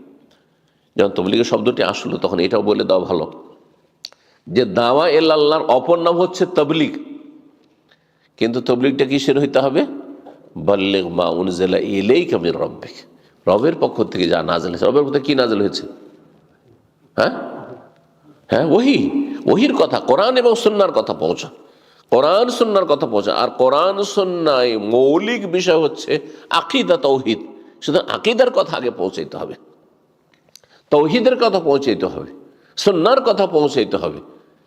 এক আল্লাহর রাস্তা দেখাতে, এক রসুলের রাস্তা দেখাতে হবে, তারপরে তখন আপনি ফাজাইলে বয়ান করেন আপনি, তারপরে তখন মানুষকে তো আপনি আপনি ভয়ভীতি দেখান আপনি, কিন্তু আপনি শুধু ফাজাইলে সীমিত রাখবেন, হ্যাঁ, আর তারপরে জাল জাইফের ফাজাইলে ছড়াছড়ি থাকবে আর ওর নাম তবলিগ দিবেন, আর সেটা বিশেষ পদ্ধতিতে না, এটা তখন সুন্নতের খেলাফ চলে গেলেন আপনি, তখন সুন্নতের খেলাফ চলে গেলেন। কিন্তু তবলিগ শব্দটি কোরআনে কারিমের শব্দ। ইয়া আইয়ুহার রাসূল বাল্লিগ মা উনজিলা ইলাইক, হে রাসূল বাল্লিগ, পৌঁছে দাও, তবলিগ করো। কিন্তু কিসের? মা উনজিলা, যা নাজিল হয়েছে, যা নাজিল করা হয়েছে। বাল্লিগু আন্নি, আমার পক্ষ থেকে পৌঁছে দাও। মুরব্বীদের কথা পৌঁছাতে বলেনি, কার কথা পৌঁছাতে বলানো হয়েছে? বাল্লিগু আন্নি, আমার তরফ থেকে রসুলের কথা পৌঁছে দাও। বলো আয়া লিয়ুবাল্লিগু শাহিদুল গায়ব, আমি যে কথাগুলি বললাম এই হজের ময়দানে, সেগুলি যারা উপস্থিত রয়েছে, যারা অনুপস্থিত তাদেরকে পৌঁছে দাও। সহিহ মুসলিমের হাদিস এটিও দাওয়ার কাজে ওয়াজিবের দলিল। মান রাআ মিনকুম মুনকারান ফালিয়ুগাইয়িরহু বিয়াদিহি, কেউ যদি অন্যায় কাজ দেখে তাহলে বল প্রয়োগ করে বাধা দেবে। সেটা যদি সম্ভব নয় কথার দ্বারা, কখন সম্ভব নয়? আপনার অধীনে তারা না, আপনার গ্রামের মানুষ, দেশের মানুষ, কিন্তু আপনার অধীনস্থ আপনার ছেলে মেয়ে, তাহলে বল প্রয়োগ করার অধিকার আছে, যদি বল প্রয়োগ করাতে ক্ষতির দিক না থাকে। কারণ আপনারা যেহেতু থাকছেন পশ্চিমা দেশে, সেখানে আপনাকে সেখানকার পরিস্থিতি আপনাকে বুঝতে হবে। কিন্তু যেটা শরীয়তের বিষয় সেটা বলছি, রাষ্ট্রীয় ক্ষমতায় আছে, হ্যাঁ ক্ষমতা আপনার হাতে আছে, তখন বল প্রয়োগ করার অধিকার আছে। কিন্তু শারআন বল প্রয়োগ করার অধিকার আমার আপনাদের উপর নাই।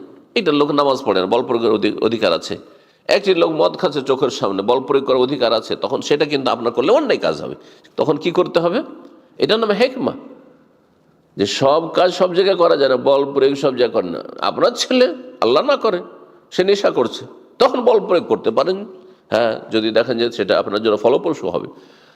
কিন্তু আপনার গ্রামবাসী, আপনার আত্মীয় স্বজন, আপনার স্ত্রী পর্দা করেন, আপনি বল প্রয়োগ করতে পারবেন শারআন, কিন্তু আপনার ভাইয়ের স্ত্রী বল প্রয়োগ করবেন আপনি, যে বেহায়া বেপর্দা চলাফেরা করছো, গায়ে হাত দেবেন বলে মাথায় কাপড়টা তুলে দেবেন, না না, অন্যায় কাজ করবেন আপনি। তাহলে বল প্রয়োগের বিষয়টি বুঝতে হবে যে ক্ষমতা শুধু অনেকেই এই হাদিসগুলোকে ভুল বুঝে, আমার গায়ে ক্ষমতা আছে, আমি পারবো, মানে দল ভারী আছে, আমি এই কাজটা করে দিতে পারেন। না না না না, এটা আপনাকে কি আইন অনুমতি দিচ্ছে কিনা, হ্যাঁ, আপনার বৈধতা আছে কিনা, আপনি পরের স্ত্রীর উপর, পরের ছেলে মেয়ের উপর বল প্রয়োগ করবেন, এটা তো বৈধতা নেই তো এই ক্ষেত্রে। সেই ক্ষেত্রে হ্যাঁ, জবান ব্যবহার করবেন দ্বিতীয় স্তরে, ফাবিলিসান নেই, কথার দ্বারা ভালো উপদেশ দিই। এমন যদি খারাপ পরিবেশ হয় সেখানে মুখ খোলাও সম্ভব না, তাহলে অন্তর থেকে ঘৃণা করে প্রতিবাদ জানানো, জি, তাহলে দাওয়ার কাজ করবেন। অন্তর থেকে ঘৃণা করাও দাওয়াতের কাজ। অন্তর থেকে ঘৃণা করছেন মানে তাদের কাছে বসবেন না আপনি।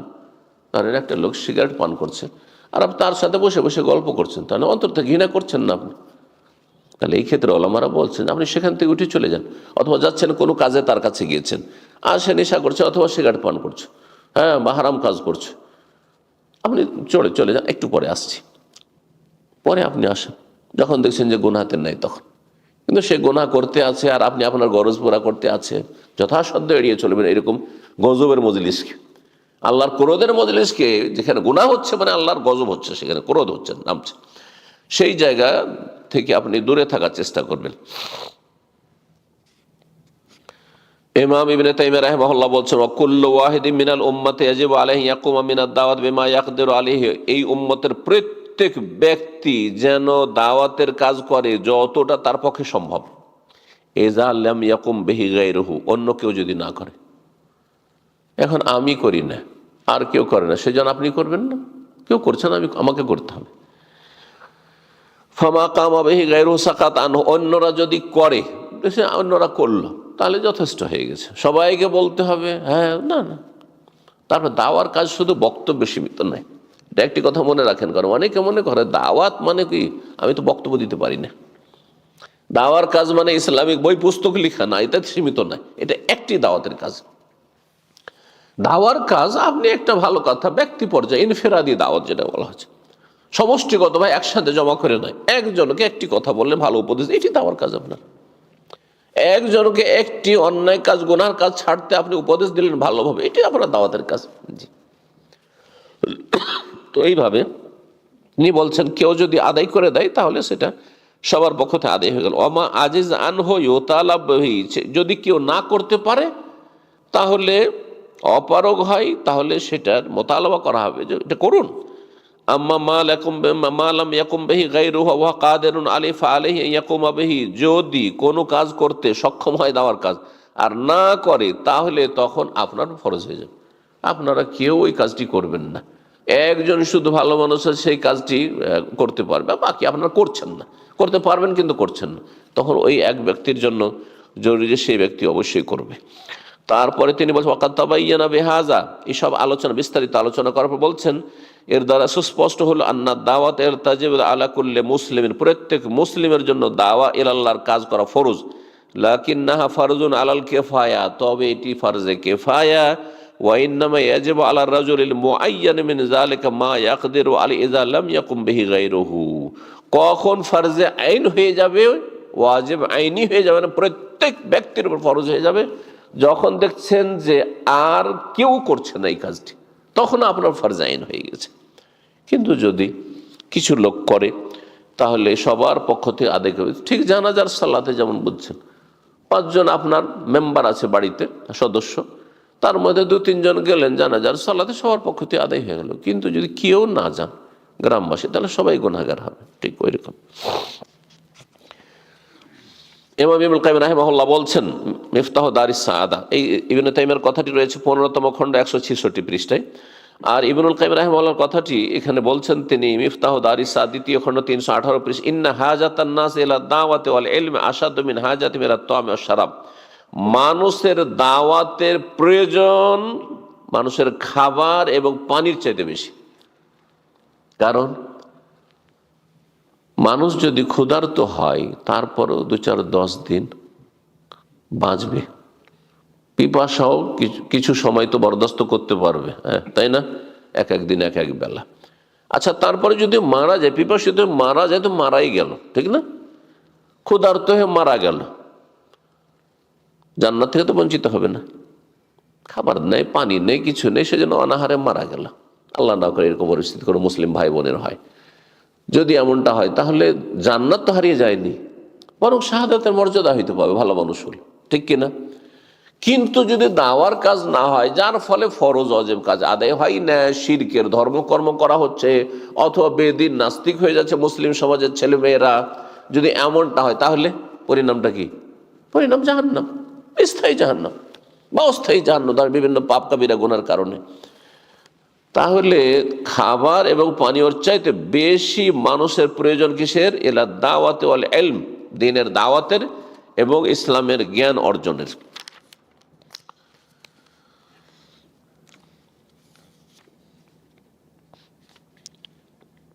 ফরজে আইন কখন হবে? দাওয়ার কাজ ফরজে আইন কখন হবে? শুধু একটি অবস্থা বললাম, সেটা হচ্ছে যখন দেখছেন আর কেউ আদায় করে না আমার ছাড়া, আর এই কাজটি কেউ করছে না, আমি শুধু আছি আর এরা সব মুখ বন্ধ করে আছে, বলবেও না এরাকে, তখন আপনার উপর কি হয়ে যাবে? ফরজে আইন হয়ে যাবে। তো এখানে কয়েকটি অবস্থা আরো বর্ণনা করেছেন, সেজন্য বিস্তারিত একটু বর্ণনা করে বলছে, ওয়ালা যালিকা তাকুনু দাওয়াতি আল্লাহ ফরজে আইন ফিল হালাতিত তালিয়া। এই নিম্নের যে অবস্থাগুলি রয়েছে, এই অবস্থাগুলি বর্ণনা করছেন, সেই তাতে দাওয়া ইলাল্লাহর কাজ ফরজে আইন হয়ে যাবে। আত-তাইন মিন কিবালিল ওয়ালি, যদি শাসক কাউকে নিযুক্ত করে, সরকার নিযুক্ত করেছে যে আপনাকে দ্বীনের কাজ করতে হবে, খলিফাতুল মুসলিমিন, ইমামুল মুসলিম, দেশের শাসক, আর আল্লাহ যেন এরকম ভালো শাসকের ব্যবস্থা করে দেন, ভালো শাসকদের সংখ্যা বাড়ান। যদি কাউকে নিযুক্ত করে এই কাজের জন্য যে তোমাদেরকে এই কাজগুলি বা তোমাকে এই কাজ করতে হবে, তখন আপনার ফরজ হয়ে গেছে, কারণ আপনাকে নিযুক্ত করা হয়েছে। এই জন্য দায়ী হচ্ছে দায়ী মুআল্লা আর দায়ী মুহতাসিব। দাওয়ার কিতাবাদিতে বর্ণনা করা হয়েছে দায়ী মুআল্লা মানে যাকে নিযুক্ত করা হয়েছে তার জন্য ফরজ, তাকে এই কাজের জন্য লাগানো হয়েছে।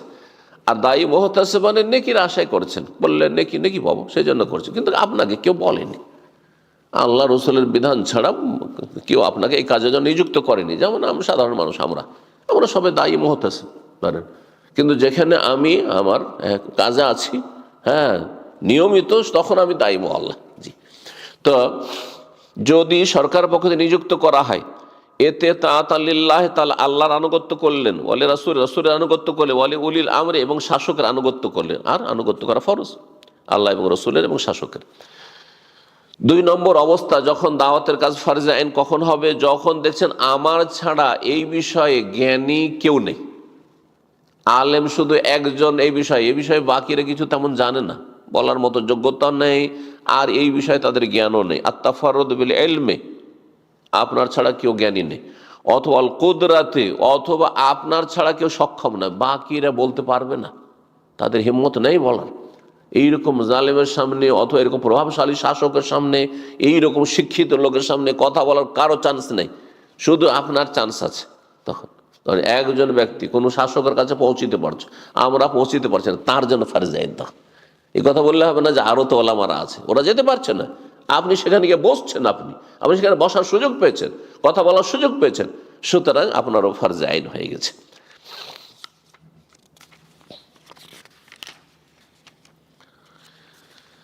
তৃতীয় অবস্থা যখন ফরজে আইন হয়ে যাবে, বলছেন এটি খুব গুরুত্বপূর্ণ, বলছেন তাগাইয়ুরুল আহওয়াল ওয়া কিল্লাতুদ দুআত ওয়া কাসরাতুল মুনকারাত ওয়া গালবাতুল জাহল। আর এটি হচ্ছে বর্তমান মুসলিম বিশ্বের অবস্থা, অমুসলিম দেশে থাকেন আর মুসলিম দেশে থাকেন, মুসলিম সমাজের অবস্থা, তাগাইয়ের অবস্থার পরিবর্তন। এক সময় ছিল যে নামাজিদের সংখ্যা বেশি, ভালো মানুষের সংখ্যা বেশি সালাফদের যুগে, তাই না? এখন সবই খারাপ, অল্প কিছু ভালো মানুষ, অবস্থার কত একটা পরিবর্তন এসেছে। কিল্লাতুদ দোয়া, দায়ীদের সংখ্যার স্বল্পতা। কোথায় দাওয়াতি কাজ করার? 1000 জনের জন্য একজন দাওয়াতি কাজের লোক খুঁজে পাওয়া যায় না। লক্ষ লক্ষ মানুষের জন্য একজন কোরআন সুন্নাহর দায়ী খুঁজে পাওয়া যায় না। যখন দায়ীদের সংখ্যা গোটা গ্রাম গোটা এলাকায় কেউ দিনের কথা বলনেওয়ালা নেই, খুব বেশি তো দাড়ি টুপি আছে, মুসল্লি নামাজ পড়ে চলে আসে, কেউ কাউকে কোনো কথা বলছে না। নিজের ঘরে বিভিন্ন কাবিরা গুনাহ, প্রকাশ্য কাবিরা গুনাহ হচ্ছে, কিন্তু কিছুই বলছে না মুরব্বী। এইরকম অবস্থা যখন তৈরি হবে, দায়ীদের অভাব যখন দেখা দিবে, তখন ফারজ আইন হয়ে যাবে। যখনই কোনো অন্যায় দেখছেন বা ফরজ ওয়াজিব কাজ হচ্ছে না, তখন আপনারও ফরজ। কাসরাতুল মুনকারাত, পাপ অনেক বেশি বেড়ে গেছে, অনেক বেশি পাপ সমাজে, পাপ আর প্রকাশ্যে পাপ হচ্ছে, আর বহুমুখী পাপ হচ্ছে। আকীদার পাপ, ইবাদতে ঘাটতির পাপ, আর হারাম নাজায়েজে লিপ্ত মানুষ বেদিনী ব্যাপক আকার ধারণ করেছে, তখন ফারজে আইন হয়ে গেছে, প্রত্যেকের উপর তখন ফরজ। ও গালবাতুল জাহল, যখন দেখা যাবে অজ্ঞতা বিরাজ করছে, অধিকাংশ মানুষ অজ্ঞতার কারণে বিভিন্ন পাপে জড়িয়ে আছে, জানে না, এরা জানে না, সেজন্য শিরক বিদআত করে, জানলেই কাজগুলি করতো না, এরকমই অবস্থা না বর্তমান। সুতরাং এই সময়গুলিতে কি হয়ে যাবে? ফারজে আইন হয়ে যাবে।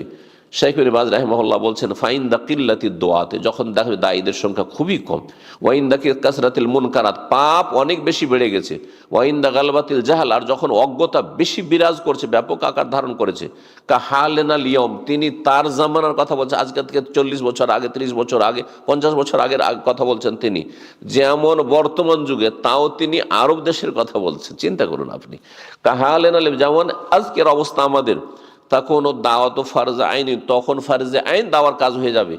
আলা কুল্লি আহাদ, প্রত্যেক মুসলিমের ওপর, বেহাসবে তাকাতেহি, তার সাধ্য অনুযায়ী, ক্ষমতা অনুযায়ী।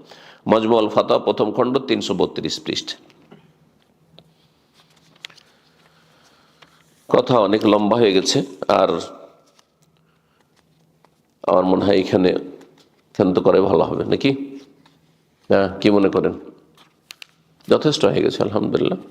আর ইনশাআল্লাহ তাআলা বাকি তো আর একটি সেশন আছে, ইনশাআল্লাহ আমরা জোহর পরে বসবো, তখন দাওয়াতের বিভিন্ন বিষয় নিয়ে আরও ইনশাআল্লাহ তাআলা আলোচনা করব। আল্লাহ রাব্বুল আলামিন যেন কবুল করেন, তৌফিক দান করেন। জাযাকুমুল্লাহ খাইরান ওয়া বারাকাল্লাহু ফিকুম।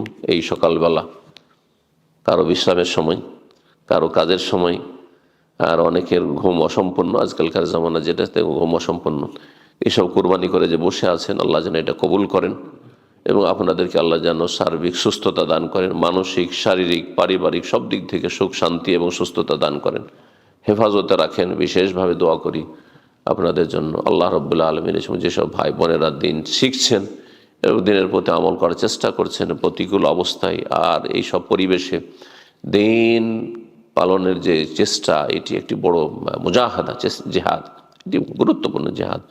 আল্লাহ যেন দিনের উপর কায়েম রাখেন, প্রতিষ্ঠিত রাখেন, এবং দিন পালন করা সহজ করেন, এবং ছেলে মেয়েদের ইমানি ইসলামী তরবিয়তকে আল্লাহ যেন সহজ করে দেন, এবং আল্লাহ রাব্বুল আমাদেরকে খাস রহমত দিয়ে যেন ঢেকে নেন, জান্নাতুল ফিরদৌস দান করেন, জাহান্নামের আযাব থেকে রক্ষা করেন, উপকারী জ্ঞান দান করেন, নেক আমলে তৌফিক দান করেন, তার শুকরিয়া আদায়ের তৌফিক দান করেন। জাযাকুমুল্লাহ খাইর। ওয়া সাল্লাল্লাহু আলা নবিয়িনা মুহাম্মদ ওয়া আলা আলিহি ওয়া সাহবিহি আজমাইন।